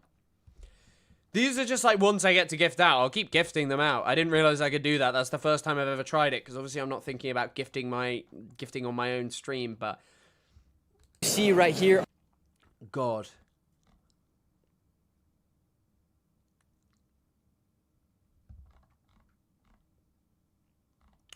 Right, I'm going to cover the Yemen stuff. I'm not sure I'll have time for Syria today just because I don't want to be streaming super late. But I really have to go pee. So you can have a little bit of music and you can have some Riyadh Awad and then I'll be back.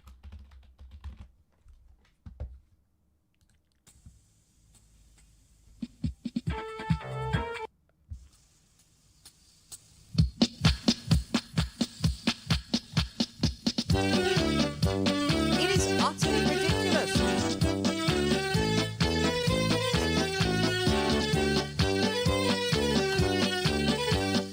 أرضي شعبي عالمي فلسطين بضحي بدمي واقسم بيامي لا أرفع راية بلدي فلسطين لا أرفع راية بلدي فلسطين أرضي شعبي عالمي فلسطين بضحي بدمي واقسم بيامي لا أرفع راية بلدي فلسطين لا أرفع راية بلدي فلسطين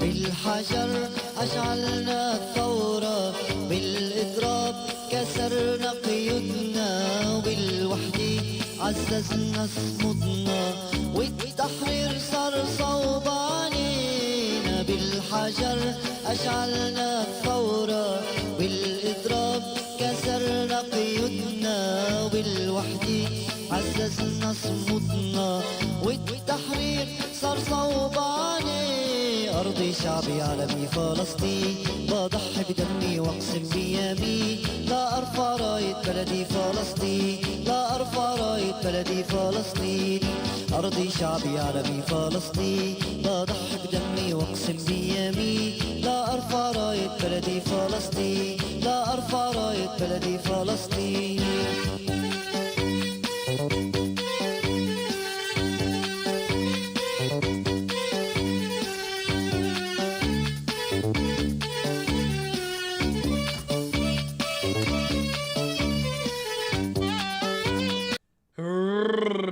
He hath returned, and thank you to Silent Scythe. Silent Scythe, are you here? Because if you do you want to add your name into the... I don't really like having the screen without, like, your name in it.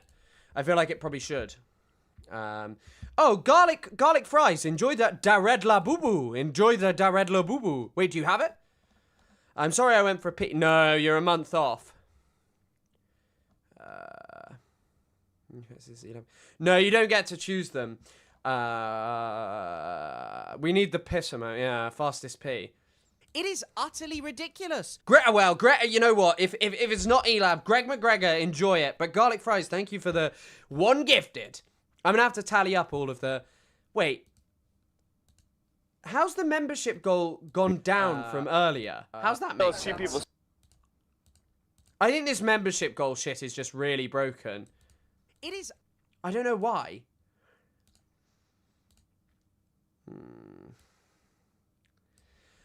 Yes, I washed my hands. I don't count 20 seconds, but I washed them. They're washed. This one's... It's maybe still a bit wet. I don't know. It doesn't feel wet, actually. So, La Boo Boo. It was at 22. Yeah, I don't know what's going on there. But don't worry, I've got to fiddle around with it. It doesn't seem to work very well, to be honest. Brilliant stuff.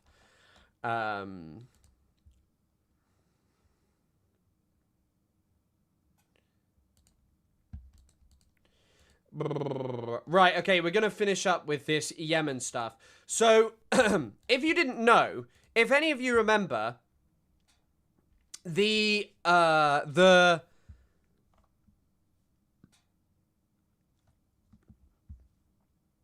any of you didn't know, or, sorry, if any of you had kind of stopped watching, South Yemen was going to secede, and then obviously Saudi Arabia had a confrontation. Sorry, I need to go look at my PC. I'm worried this. It's making some clickety-clack noises.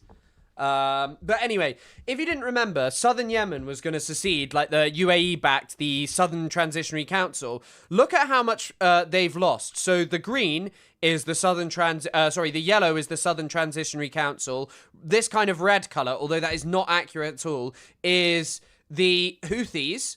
Purple is... Fuck, I don't know what purple is. What is purple? Maybe neutral? Anyway, but then this is the UAE-backed STC. Now, if you look how much Saudi Arabia has taken and its backers have taken, it is unbelievable how quickly the UAE got pushed back. Their project always seems to run aground. Now, if you don't know, the UAE is a horrifying example of like of how evil states can become very quickly in terms of what it does around the world. But unfortunately for the UAE, the things it gets up to, it always seems to fail at the last minute. So the main places, I'll put them in chat. Well, no, I won't. In 2020, Haftar Tripoli assault. So in 2020, Haftar launched an assault on Libya that went so badly that he almost got crushed entirely, and he literally almost lost everything if it wasn't for a bombardment campaign by the Russians. The government of national accord looked to be on its last legs, and then it just pushed them back and defeated Haftar to the point where he almost lost everything, which is amazing. He's the UAE-backed one. In Sudan, the UAE failed. They've given Hamedati everything he needs to win the country, and he's just failed. Is that section that I wanted to contribute might not make it in? Yeah, I may not have time for it. We'll see, because I really want to cover this. I've failed to cover a lot, but obviously, to be honest, like, we see what I cover, and I'm not streaming 7 hours at this point. I need to spend time with that lady, but maybe I'll move towards 5 after a while. I also think I may starting earlier, but remains to be seen. I just need to go to the gym. But yeah, thank you, Tony, for organising this section. But it's just all gone horribly. It's all gone horribly for the UAE. I don't know why the map looks bad. I have seen a better version. And the level of, like, how badly things have started going for Yemen, for the STC is, like, truly unbelievable. Now, I did say the other day that the STC basically had a lack of legitimacy and stuff, but there is a historical thing to it, but they're not really unified. There's a lot of competing like arguments and ideologies. Obviously, I can't read that. Maybe one day someone could translate it. The Saudi-led spokesman stated that intelligence indicates South Yemeni separatist leader Aidarus al-Zubaydi escaped Yemen by sea to Somaliland before being transported by an Emirati military aircraft to Al Rafid airbase in Abu Dhabi. Like, this just crumbled in days. You guys remember how significant most people thought this was. I cannot reiterate this enough. The UAE-backed STC took over the most oil-rich province, which is Hadramaut, which is like in this area. They took over like all of this. They just got forced out of it. They got taken out of the situation almost instantaneously. Saudi Arabia pressured them, and seemingly there's a... Where's the English translation? What? Oh, here's the statement in English. Yeah. So this is the spokesperson of the Coalition to Restore Legitimacy in Yemen. Further to the statement issued by the Joint Forces Command of the Coalition on January 7th, 2026, regarding the circumstances of the escape of Aidarus al-Zubaydi to an unknown location, reliable intelligence indicates that Idris al-Zubaydi and others have escaped in the dead of night aboard the vessel, which has departed the point of Aden, heading towards Somaliland. Okay, so this is just a reiteration of what's going on, and this is by a Yemeni official. No. I thought that there was a translation of this. What does this say? Rawat al-Mojales Allah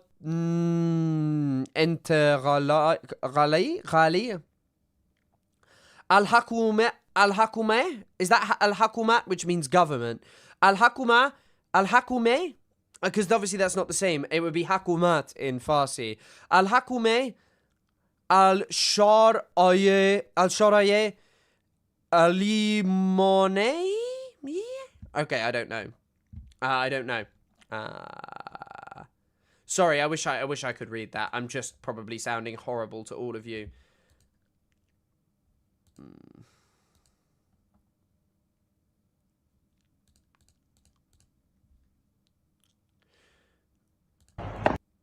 So they have taken the power base of the STC now.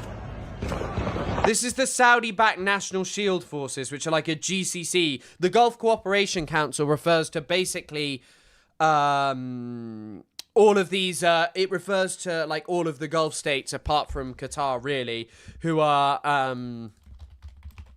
Wait, I just want to double check that. Is Qatar being welcomed back into it? No, Qatar isn't. It's all Gulf states apart from Qatar.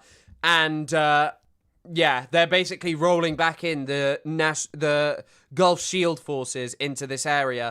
They've taken Aden, which has always been the power base of southern secession in Yemen.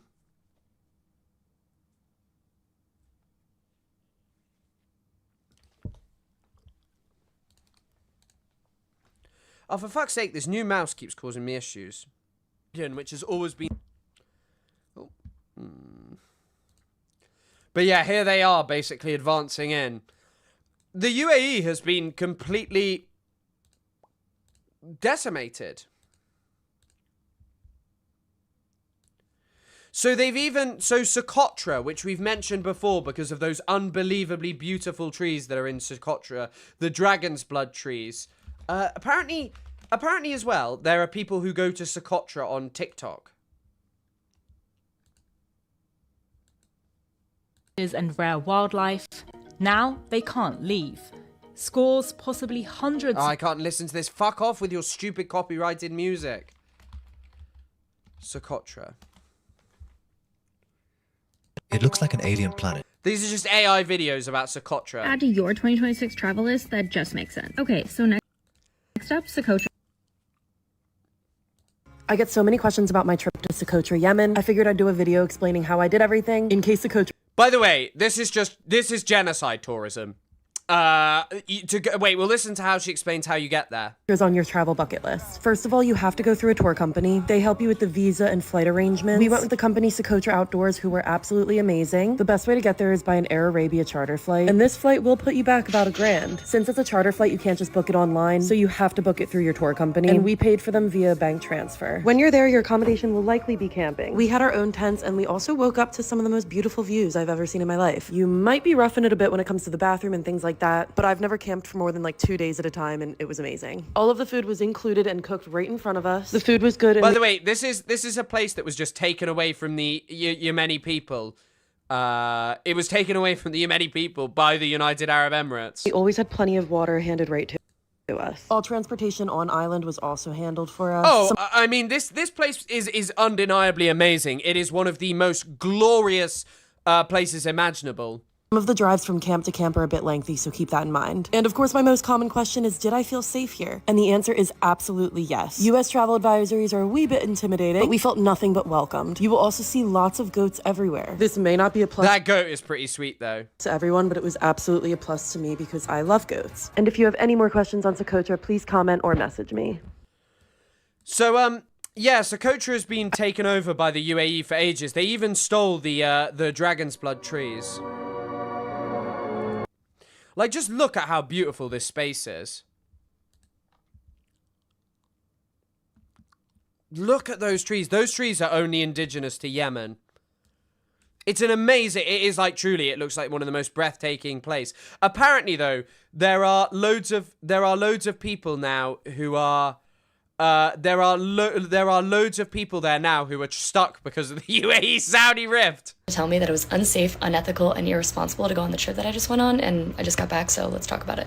If you haven't been following along to my trip, I just came back from Socotra, which is a Yemeni island in the Arabian Sea. It is one of the most remote and biodiverse islands in the world. It is famous for the dragon blood trees, for the really unique landscapes, and just overall general beauty of the island. It's a UNESCO World Heritage Site, and only 5,000 people visit every year. Like, the UAE just like occupies this place effectively. Before I left, everyone in my comments was convinced that I was making some horrible mistake and that I wasn't going to return. So now that I'm back, there's quite a few misconceptions about the island and travel to the island that I want to address. First and foremost, I care a great deal about ethical travel, and I would never go anywhere without doing my own research and due diligence to make sure that I am morally comfortable with where I'm going and how I'm doing. Just wait. Look at this. In 2023, the Presidential Leadership Council, It is utterly ridiculous. which integrated the government, appointed Al-Takli as the de jure governor of the archipelago. Under his rule, peaceful protests against the coup and the UAE's interference in Socotra were dispersed with violence, and journalists who criticized the coup were arrested and beaten. Amazing. I actually saying to Chris that I had never heard about Socotra in terms of tourism. Neither had I. I'd never heard about that people actually go and do tourism here. People do it in Hadramaut as well.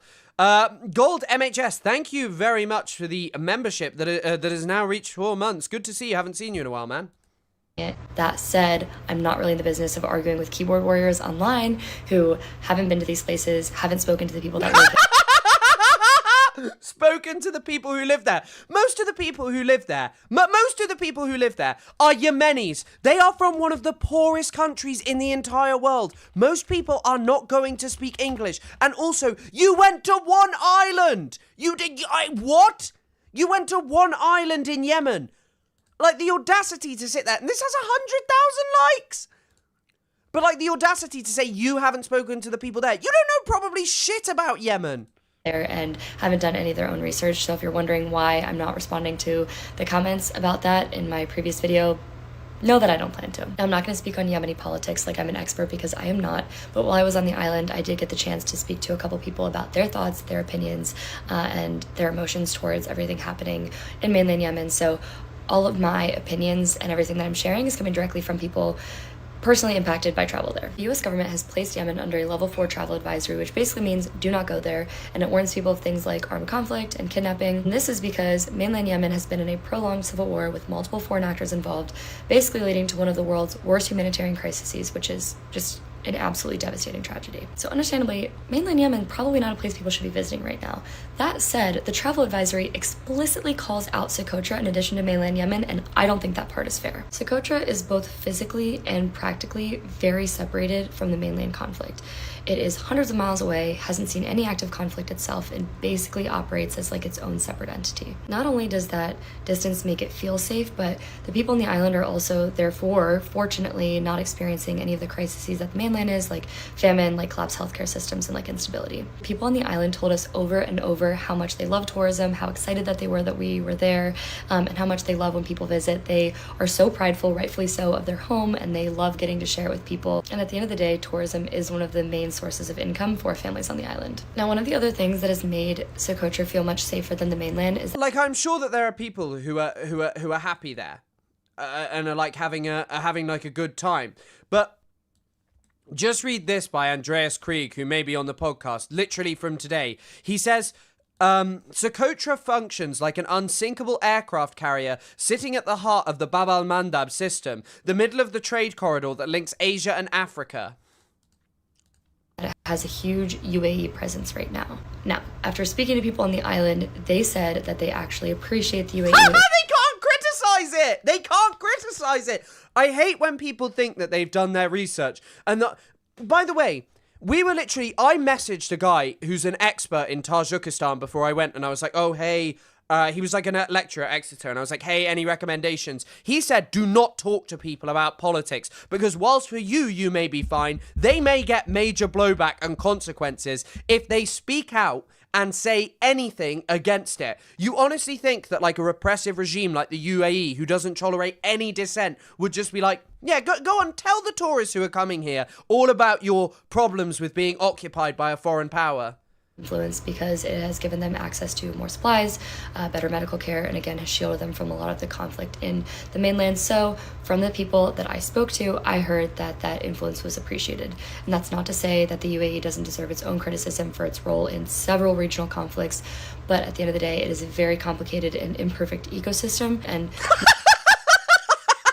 moving through that ecosystem does not mean you are inherently contributing to something bad, but awareness is important. And I do truly really hope that one day, inshallah, God willing, I will be able to visit mainland Yemen as well when the country is no longer suffering. Why'd she say, inshallah, God willing? Wow. At war and being used as a battleground by larger nations. But until then, I can confidently say that travel to Socotra is much safer than people think. I felt so safe and welcomed and comfortable during my time there, and I would go back in a heartbeat. I've also been reached out to several times, and you can even see in my comments people thanking me from Socotra, people from Yemen, saying that they're very glad that I'm showing a positive image of this island, of their country, and of their people, because the Western media has such a negative take on that side of the world, and I'm really happy to be able to share that. The negative take that we have on that side of that world, anyone who's educated, like, I actually think, like, the more I watch this, that this person is, like, you know, at least she's trying to be respectful. But I just think having this oomph to say that you've met people there, I don't think the opinions of everyone I met in Tajikistan who live in, like, an authoritarian country are really necessarily inherently representative of everything going on there and all of the feelings that they have. My experience was different from what the Western media might tell you it would be. Now, I'll touch on sustainability as well, because that was understandably another thing that people were concerned about. Socotra is one of the most biodiverse places on the planet, so preserving that natural beauty is obviously very, very important. Like I said, only about 5,000 tourists are able to visit the island every single year, so tourism is highly regulated. Travelers stay in camps at designated campsites. They leave nothing and they take nothing from the island, so tourism is highly regulated to preserve the biodiversity and the natural beauty of this island. That said, like many remote places without formal waste management systems, there was trash on the island, and it's not really from tourism at all. It's from local everyday use, and it builds up. I was told that they burn trash on the island. Yeah. Like, I definitely think you should be more responsible with this, and you probably shouldn't be bigging up the UAE and stuff. But unfortunately, the reality is that usually sustainable practices only grow after infrastructure does, so as uncomfortable and unfortunate as that. I also think, though, that, like, someone who says, as a full-time traveler with a literal degree in international relations, specifically in the Middle East, international relations is made up, lame, and pathetic. You actually did a really great and well-balanced job explaining this. No, it's you know, I have a Middle Eastern studies degree, to each their own. But I don't think that this is necessarily a great explanation. The reality is, I'm hoping that this is something tourism can bring awareness to. Yeah, I think going on a foreign holiday to the UAE stuff, I just don't think she's at least like someone who's like ignorant, like as fully ignorant as I would have imagined from the start.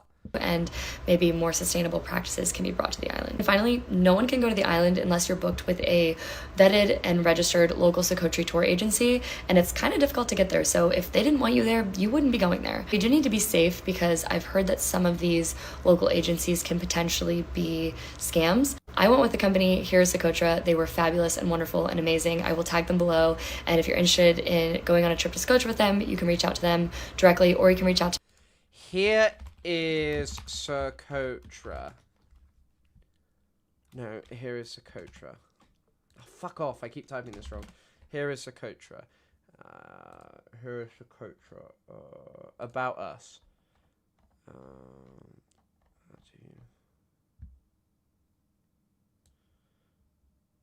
Apparently this is a Yemeni-run business. me, because I'm going to be helping them plan some of their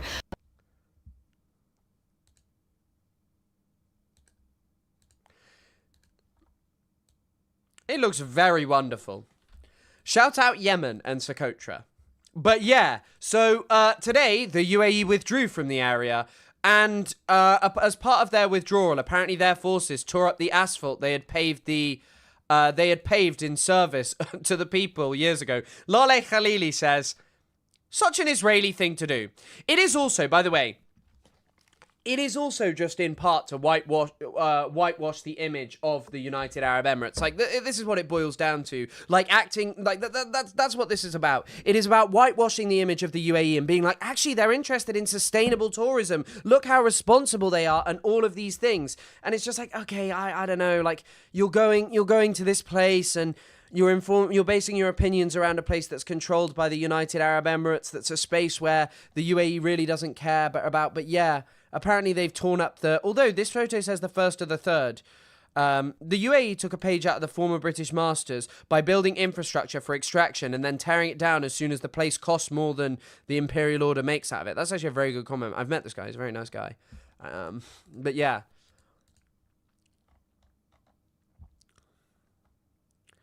Apparently, the UAE has removed its flag from the local authority building in Yemen's Socotra archipelago, with the Yemeni flag raised for the first time since the UAE-backed militia took control of the island in 2018.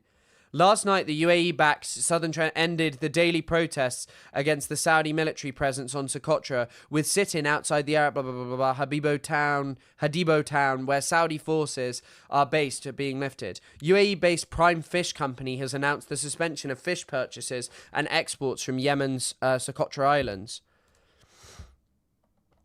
Residents and eyewitnesses also confirmed UAE personnel on Socotra Island. Yemen removed and relocated equipment that had arrived for the Zayed Festival, a UAE-sponsored cultural and arts event that was scheduled to run for 3 months.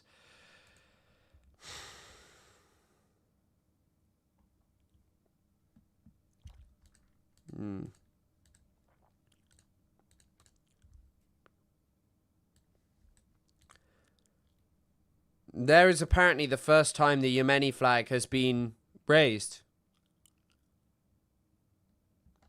Wow. Crazy.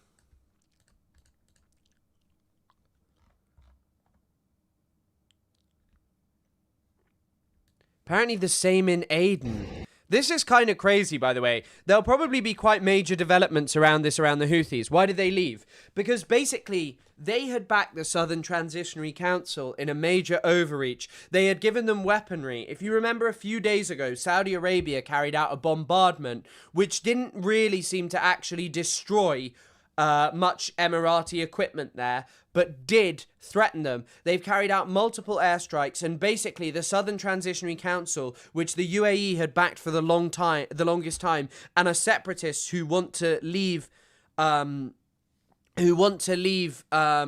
Yemen and form a southern independent Yemen, which has historical precedence in the Yemeni Arab Republic and stuff. And there are also major divisions, in part because of 1994. I was literally reading about this today. In 1994, the Yemeni government of Salah, who preceded who was the previous ruler of a unified Yemen up until 2011, basically, he basically funded and was supported by these Islamist militants who went into Aden, which is the power base, and carried out a massive sacking. So there's divisions between the north and south in Yemen that are real, that are historical. However, today the UAE backed them, and they backed them to the point where they basically openly seceded. They took a huge governor in Yemen called Hadramaut, I think it would probably be. And motherfucker. Hold on.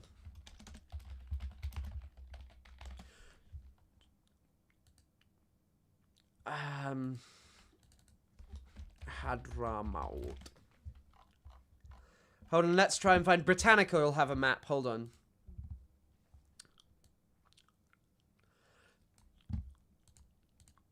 So the UAE-backed forces of the STC carried out a major power play, and they took Hadramaut, and they also took the borderland. Hadramaut is the most oil resource rich part of Yemen, and it's a threat for Saudi Arabia and Oman, who are very close and are growingly close with Turkey up here and are forming more of a regional alliance with Turkey. And they arguably have scored a bigger victory, although that is now teetering as well, I will say, in the context of Syria, which we're not going to have time to cover today, I'm afraid, because it's getting late and it's been an interesting interesting stream where we've actually got a lot done, which I'm very happy with.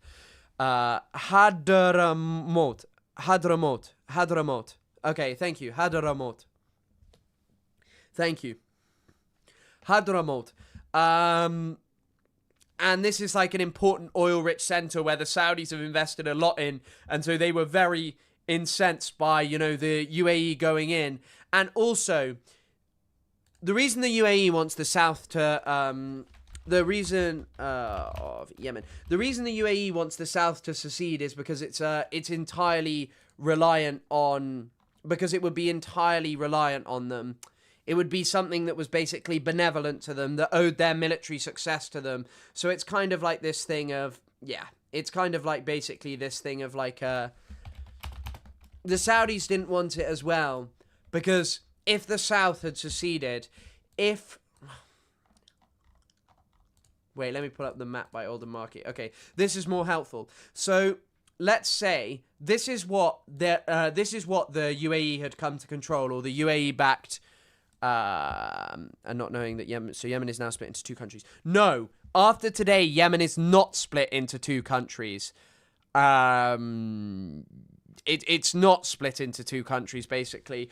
After today, Yemen is much more unified. The Southern Transitionary Council seems to have been crushed and really have fallen back majorly, which is kind of surprising. But either way, the UAE seems to have fallen at the final hurdle again, and Saudi seems to have told them no, because this would have just been a threat to Saudi interests. But also, this, if it had happened, would have been a huge threat to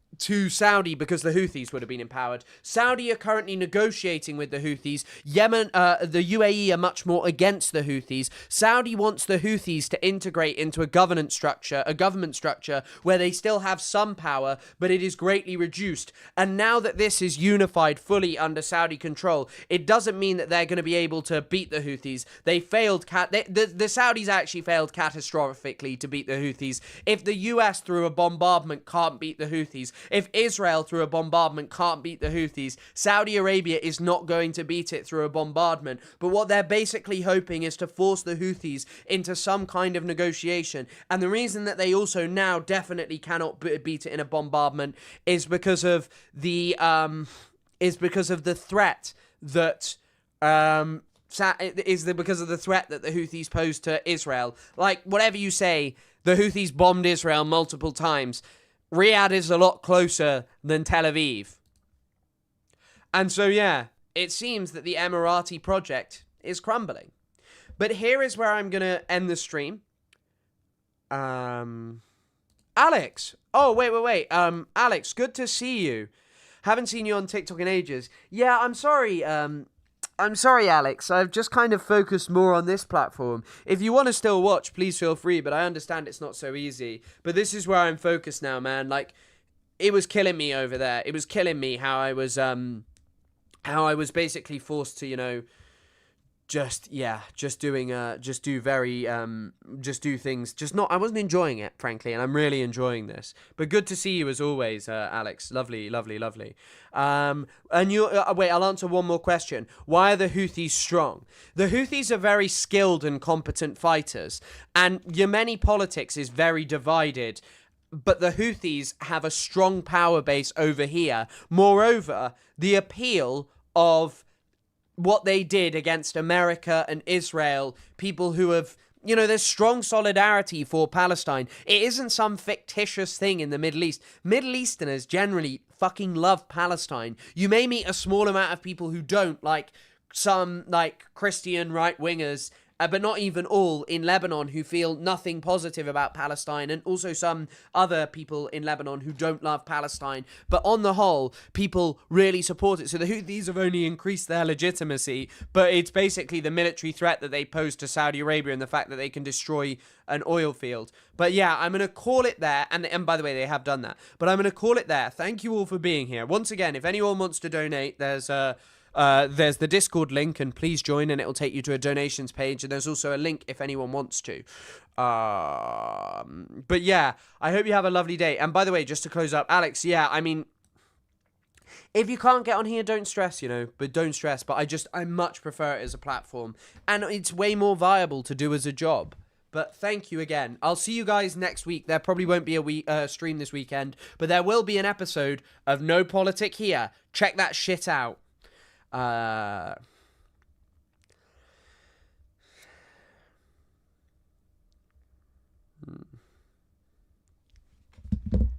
See you guys later.